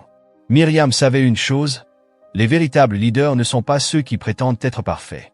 Ce sont ceux qui ont le courage de reconnaître leurs fautes et de faire tout leur possible pour devenir meilleurs. Et c'est exactement ce que Clarkson Enterprises allait devenir. Une entreprise qui ne se contentait plus de survivre, mais qui inspirait et élevait ceux qui y travaillaient. Pour aujourd'hui, et pour les générations à venir. Faire amende honorable. C'était une démarche audacieuse, une qui exigeait du courage, de la vulnérabilité et une volonté d'assumer ses responsabilités. Le programme Chemin vers la rédemption débuta avec une série de sessions franches, où les employés étaient encouragés à partager leurs expériences de discrimination, d'irrespect ou de négligence au sein de l'entreprise. Myriam assista à chaque session. Elle écoutait avec empathie, prenant des notes détaillées. Elle savait qu'il était essentiel de comprendre la douleur et les frustrations de ceux qui faisaient tourner l'entreprise pour pouvoir créer un environnement réellement inclusif. Une voix qui brise le silence lors de l'une de ces sessions, une jeune stagiaire nommée Sacha se leva pour parler. Sa voix était tremblante, mais il y avait une lueur de détermination dans ses yeux que Myriam n'avait encore jamais vue en elle. Quand j'ai commencé ici, dit Sacha, le souffle court, j'étais tellement excité à l'idée de rejoindre une entreprise comme Clarkson Enterprises. Mais mon enthousiasme a vite disparu. Quand j'ai compris que mes idées et suggestions n'étaient jamais prises au sérieux. C'était comme si personne ne me voyait. Dans les réunions, les cadres m'ignoraient comme si je n'existais même pas. Un silence pesant tomba sur la salle. Les mots de Sacha trouvaient un écho chez de nombreux employés qui avaient vécu la même chose. Myriam hocha la tête, l'encourageant à continuer. C'était comme une barrière invisible, dit Sacha, ses yeux brillants d'émotion. Une barrière qui empêchait les gens comme moi de prendre part aux discussions importantes. Elle inspira profondément avant d'ajouter « Ce n'était pas juste à cause de mon poste. C'était aussi à cause de ma couleur de peau, de mon genre, de mon âge. J'avais l'impression qu'on me faisait comprendre que je n'avais pas ma place ici. » Myriam sentit un pincement au cœur en écoutant Sacha. Elle connaissait trop bien ce sentiment d'être ignorée, sous-estimée. Elle l'avait vécu pendant des années, tandis qu'elle observait en silence ces mêmes dirigeants qui étaient aujourd'hui humiliés face à elle.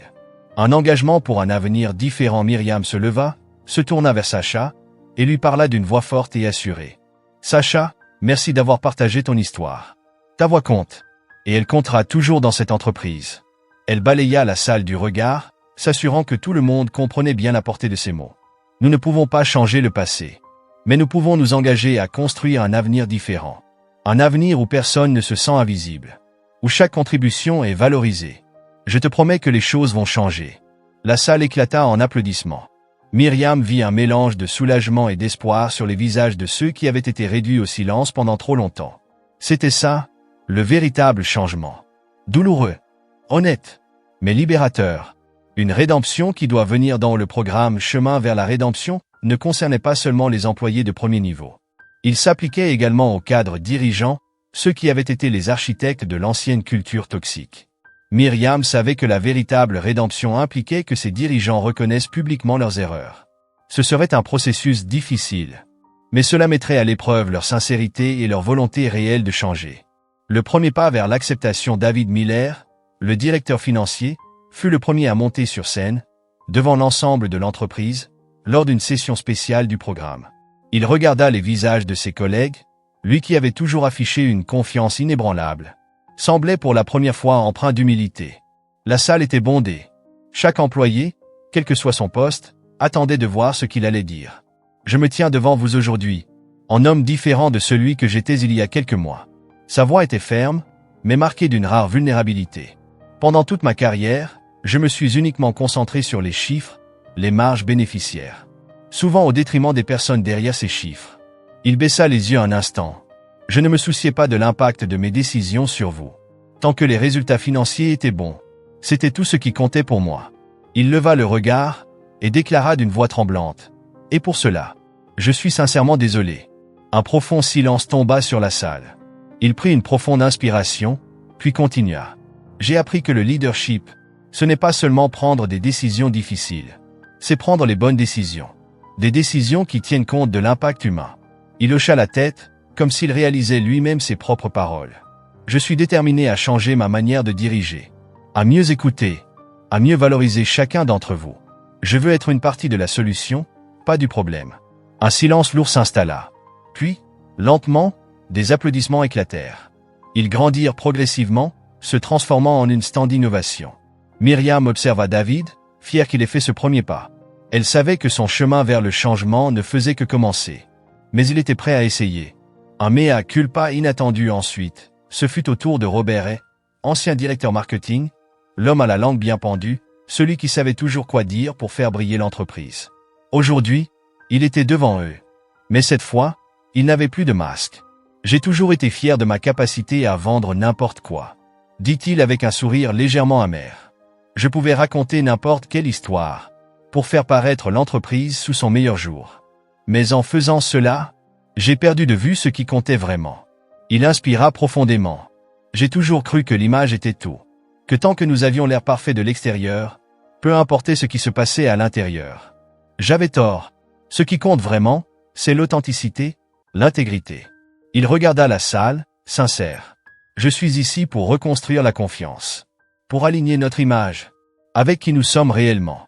Les applaudissements qui suivirent furent plus timides, mais sincères. Le changement était en marche. Un signe que les employés étaient prêts à donner une chance à Robert, qu'ils voulaient voir par ses actions, et non seulement par ses mots, s'il pouvait réellement changer.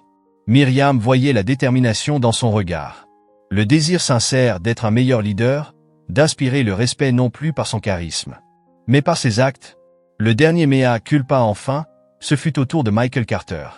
L'ancien directeur des opérations, connu pour son approche dure et sans compromis, se leva pour parler. Il balaya la salle du regard, son expression habituellement austère, aujourd'hui assouplie par le poids du moment. « Je me suis toujours vu comme un dur à cuire, » dit-il, sa voix grave mais posée. Quelqu'un qui faisait avancer les choses, coûte que coûte. Il marqua une pause, avant de secouer légèrement la tête, pensif. Mais Myriam m'a appris que la force, ce n'est pas seulement être dur. C'est aussi être compréhensif. C'est être patient. Et, surtout, c'est être prêt à écouter. Il prit une inspiration profonde avant de continuer. J'ai réalisé que je ne dirigeais pas vraiment. J'intimidais. Je ne soutenais pas mon équipe. Je la repoussais. Et pour ça, je suis sincèrement désolé. Sa voix devint plus basse, plus vulnérable. Je vais faire mieux. Je veux être le genre de leader qui élève les autres, pas celui qui les écrase. Je veux regagner votre confiance. Et je sais que cela prendra du temps. Mais je suis là. Et je suis prêt à m'engager sur le long terme. Les applaudissements furent cette fois immédiats. Forts. Chaleureux. Un signe clair que les employés étaient prêts à lui laisser une chance. Myriam ressentit une immense fierté en le voyant descendre de scène, humble et déterminé. Elle savait que c'était ça, le véritable leadership. Avoir le courage d'admettre ses erreurs. Et la force de vouloir devenir meilleur. Un changement profond et durable. Le programme Chemin vers la rédemption se répandit comme une onde à travers toute l'entreprise. Il créa un sentiment d'unité et de but commun que Clarkson Enterprises n'avait jamais connu auparavant. Les employés autrefois négligés se retrouvèrent dans des rôles de leadership, encadrant les nouveaux venus et aidant à façonner la nouvelle culture de l'entreprise. Les divisions entre les différents niveaux hiérarchiques s'estompaient, laissant place à un esprit de collaboration et de respect mutuel. Une scène symbolique un jour, alors que Myriam traversait les bureaux, elle vit quelque chose qui la fit sourire. Un groupe de dirigeants David, Robert et Michael assis dans la cafétéria. Mais pas dans leur coin habituel, isolés des autres. Non, ils étaient au milieu de la salle, entourés d'employés de tout département. Ils riaient, discutaient, écoutaient attentivement les idées et les histoires que leurs collègues partageaient avec eux. Myriam s'arrêta un instant, observant la scène. C'était un petit moment, mais il représentait quelque chose d'énorme. Un signe que les barrières s'effondraient, que l'ancienne hiérarchie rigide cédait la place à une nouvelle ère de respect et d'inclusion. La preuve que le changement était possible, même dans les endroits les plus inattendus. Un dernier regard vers l'avenir plus tard, ce soir-là, alors que les bureaux se vidaient et que les lumières commençaient à s'éteindre, Myriam se retrouva seule dans la salle du conseil. Elle se tint à la tête de la table, là où Jonathan Price avait autrefois régné avec arrogance et mépris.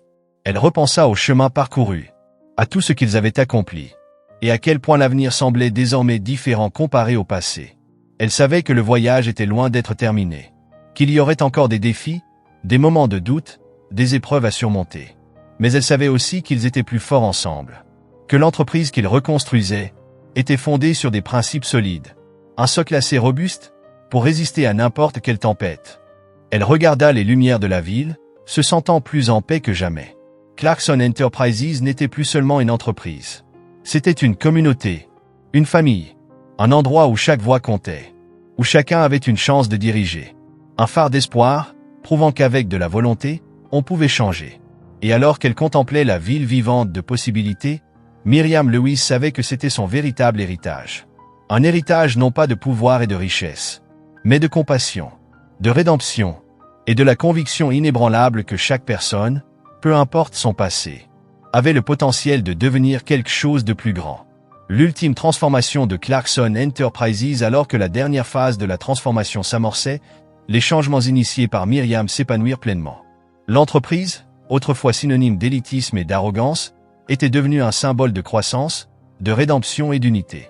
Ce n'était plus seulement une entité corporative. C'était un mouvement qui inspirait les autres à croire en la possibilité d'une véritable transformation. Une révolution culturelle et humaine. La culture de Clarkson Enterprises évoluait. L'entreprise n'était plus un environnement rigide et fermé, mais un écosystème vivant d'idées, où chaque individu avait le pouvoir de contribuer. L'initiative Les Voix de Clarkson donnait naissance à des innovations qui redéfinissaient l'approche de l'entreprise en matière de technologie, de durabilité et d'engagement communautaire. Les employés, à tous les niveaux, s'appropriaient des projets, jouant un rôle actif dans la construction de l'entreprise de demain. Clarkson Enterprises n'était plus seulement une société. C'était un exemple. Et sous la direction de Myriam Lewis, elle allait continuer d'inspirer. Pour les années à venir, un matin clair et frais, Myriam traversa le hall animé du bâtiment, ressentant une profonde fierté et une immense satisfaction. Elle croisa des groupes d'employés qui la saluèrent avec de vrais sourires et des signes de tête respectueux. Elle vit de jeunes recrues collaborer avec des cadres expérimentés, plonger dans des discussions animées, débattant de nouvelles idées qui façonneraient l'avenir de l'entreprise. Une telle scène aurait été inimaginable il y a encore quelques mois. Un mur d'idées qui change tout. Alors qu'elle se dirigeait vers la cafétéria, Myriam remarqua un groupe d'employés rassemblés autour d'un grand tableau d'affichage. Ils lisaient avec intérêt les dernières contributions au mur des idées, une initiative qu'elle avait récemment mise en place. Le mur des idées était un espace physique et numérique où chaque employé, quel que soit son poste, pouvait soumettre des suggestions, qu'elles soient grandes ou petites, sur comment améliorer l'entreprise ou son impact sur la société. L'initiative avait pris feu. Le tableau était désormais recouvert de notes colorées, remplies de propositions inspirantes et innovantes. Une note en particulier attira l'attention de Myriam. Écrite d'une écriture soignée, elle disait « Et si nous créions un programme de mentorat pour les jeunes défavorisés de notre communauté locale? Nous pourrions les aider à développer des compétences en technologie, marketing et entrepreneuriat. Aidons-les à s'élever et créons des opportunités pour ceux qui en ont le plus besoin. » Myriam sourit en lisant ces mots. L'idée incarnait parfaitement ce qu'elle espérait insuffler dans la culture de Clarkson Enterprises, le désir d'élever les autres, d'avoir un impact positif au-delà des murs de l'entreprise. Elle savait que cette proposition, comme tant d'autres sur le tableau, était la preuve que la transformation qu'elle avait menée était non seulement un succès, mais aussi une source d'inspiration pour la prochaine génération de leaders. Transformer une idée en réalité, déterminée à concrétiser cette idée, Myriam convoqua une réunion avec son équipe dirigeante. L'équipe était désormais composée d'individus au parcours divers, beaucoup d'entre eux ayant été autrefois négligés par l'ancienne direction. Parmi eux, David Miller, Robert Ray, Michael Carter, mais aussi de nouveaux visages, comme Sacha, l'ancienne stagiaire désillusionnée, désormais à la tête des initiatives de l'entreprise pour la communauté. Myriam prit la parole, son ton empreint de chaleur et de conviction. Merci à tous d'être ici. Je suis incroyablement inspiré par les idées soumises sur le mur des idées. Il y en a une en particulier que j'aimerais discuter aujourd'hui, la création d'un programme de mentorat pour les jeunes défavorisés. Je crois fermement que c'est une occasion parfaite pour Clarkson Enterprises d'étendre son impact, non seulement dans notre industrie, mais aussi dans la vie de ceux qui en ont le plus besoin. Un enthousiasme immédiat. David hocha vivement la tête. C'est une idée brillante, Myriam. Nous avons déjà alloué des fonds aux initiatives communautaires dans notre nouveau budget, nous pouvons donc faire en sorte que cela devienne une réalité. J'adorerais voir Clarkson redonner, tout en aidant à former la future main-d'œuvre. Robert, qui avait pleinement adopté son rôle de défenseur d'un marketing authentique, ajouta « Ce programme ne bénéficiera pas seulement aux jeunes. Il s'alignera aussi parfaitement avec notre nouveau message de marque. Nous ne nous contentons pas de parler de changement. Nous l'incarnons. Cette initiative montrera au monde que Clarkson Enterprises prend les devants et agit concrètement. » Michael, qui avait évolué vers un leadership plus bienveillant, regarda les jeunes membres de l'équipe avant de dire, sa voix posée « Je suis d'accord. Cela va au-delà du simple business. C'est une question d'héritage. Si nous pouvons donner aux générations futures les outils et opportunités que beaucoup d'entre nous n'ont jamais eus, alors nous ferons quelque chose de réellement significatif. » Une nouvelle génération de leaders. Sacha, l'ancienne stagiaire qui se sentait autrefois invisible, s'exprima avec la confiance d'une véritable leader. « Je serai honoré de diriger ce programme. » Elle croisa le regard de Myriam, déterminée. « Je sais à quel point il est important d'avoir quelqu'un qui croit en nous. » qui nous donne notre chance. Je veux transmettre cela. Une entreprise qui change des vies. Myriam sentit une vague de fierté en regardant les visages autour d'elle. Chaque personne ici avait évolué, tout comme l'entreprise elle-même. Ils avaient embrassé les valeurs d'empathie, d'inclusion et d'intégrité. Et ils dirigeaient maintenant avec la même passion et le même engagement que Myriam avait toujours rêvé d'instaurer. Avec l'initiative officiellement validée, l'équipe se mit immédiatement au travail. Clarkson Enterprises forma des partenariats avec des écoles, des associations et des ONG locales pour identifier les jeunes qui bénéficieraient le plus de ce programme. Ils mirent en place des ateliers sur le codage, le marketing numérique, l'entrepreneuriat et le leadership, tous animés par des employés bénévoles de Clarkson, motivés à guider ces jeunes vers un avenir meilleur. Très vite, le programme devint un véritable symbole d'espoir pour la communauté. Des jeunes issus de milieux sous-représentés franchirent pour la première fois les portes de Clarkson Enterprises, leurs yeux grands ouverts d'émerveillement. Ils découvraient un monde qu'ils n'auraient jamais cru accessible. Mais surtout, ils n'étaient pas simplement des invités. Ils étaient les futurs leaders que Clarkson Enterprises s'engageait à former et à soutenir. Et c'était ça, la vraie victoire. Des leaders de demain, armés des outils et du soutien nécessaires pour libérer tout leur potentiel. Un héritage gravé dans les murs un soir, après une longue journée de mentorat, Myriam resta tard au bureau, réfléchissant au chemin parcouru. Alors qu'elle arpentait les couloirs, elle vit des rappels de l'évolution de l'entreprise partout autour d'elle. Les murs, autrefois décorés de portraits d'anciens dirigeants, affichaient désormais des photos d'équipes diverses, collaborant sur des projets visant à changer le monde. Des citations sur l'innovation, l'empathie et le respect étaient gravées dans les murs, servant de rappel quotidien des nouvelles valeurs de Clarkson Enterprises. Finalement, elle s'arrêta devant une grande photo encadrée, récemment accrochée dans le couloir principal. Une image qui en dit long. C'était un cliché pris sur le vif, lors du lancement du programme de mentorat. On y voyait des employés et des étudiants, travaillant côte à côte, échangeant des idées, riant ensemble. Au centre de la photo, se tenait Sacha, entourée d'un groupe d'adolescents aux yeux brillants, chacun la regardant avec admiration et espoir. L'émotion d'un rêve devenu réalité. Les yeux de Myriam s'embrouillèrent de larmes tandis qu'elle contemplait la photo. Ce n'était pas juste une image. C'était le symbole de tout ce qu'ils avaient accompli. Ces jeunes, qui autrefois pensaient que leur rêve était hors d'atteinte, étaient désormais en train de bâtir un avenir lumineux et sans limite. Et Clarkson Enterprises n'était pas seulement un simple tremplin dans leur parcours. C'était la force qui leur avait ouvert les portes. Un moment de reconnaissance alors que Myriam était perdue dans ses pensées, elle sentit une tape douce sur son épaule. Elle se retourna et vit Michael Carter debout à côté d'elle, son expression douce et pensive. « Tu l'as fait, Myriam » dit-il d'une voix calme. « Tu as vraiment réussi. Tu as transformé cet endroit en quelque chose que je n'aurais jamais cru possible. » Myriam secoua légèrement la tête, un sourire chaleureux illuminant son visage. « Non, Michael. Nous l'avons fait. Nous tous. Il a fallu que chacun d'entre nous croie que le changement était possible. Que nous pouvions être meilleurs que ce que nous étions. » Elle jeta un dernier regard à la photo. « C'est ça, notre héritage maintenant. Un héritage de seconde chance, d'élévation des autres, et de preuve que peu importe d'où l'on part, on peut toujours s'élever. Un changement qui dépasse l'entreprise. » Michael hocha la tête, ses yeux brillants de fierté. « Je n'aurais jamais pensé dire ça. » Il rit doucement. « Mais je suis reconnaissant pour ce jour, où tu as franchi les portes du conseil et bouleversé notre monde. Tu n'as pas juste changé l'entreprise. Tu nous as changé, nous. Un modèle pour le monde entier. » Avec les mois qui passaient, les effets de la transformation de Clarkson Enterprises se répandaient bien au-delà de ces murs. D'autres entreprises prenaient note, inspirées par le leadership de Myriam, et par le voyage de l'entreprise, passé de l'arrogance à l'empathie. Des articles faisaient l'éloge du modèle Clarkson, un exemple de comment bâtir une culture d'inclusion, d'innovation et d'impact social. Myriam fut invitée à prendre la parole dans des conférences à travers le pays, partageant sa vision d'un monde où les entreprises ne se concentrent pas uniquement sur les profits, mais sur les gens et la planète. Toujours ancrée dans son passé, mais malgré la reconnaissance, malgré les distinctions et les gros titres, Myriam resta humble. Elle ne perdit jamais de vue d'où elle venait, ni le chemin qu'elle avait parcouru pour en arriver là.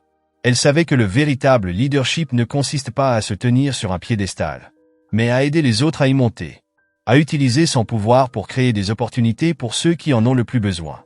Un message qui change une vie. Un jour, alors qu'elle s'apprêtait à quitter le bureau, Myriam reçut une lettre. Elle venait d'une des élèves du programme de mentorat, une jeune fille nommée Ava, qui avait fait partie de la première promotion.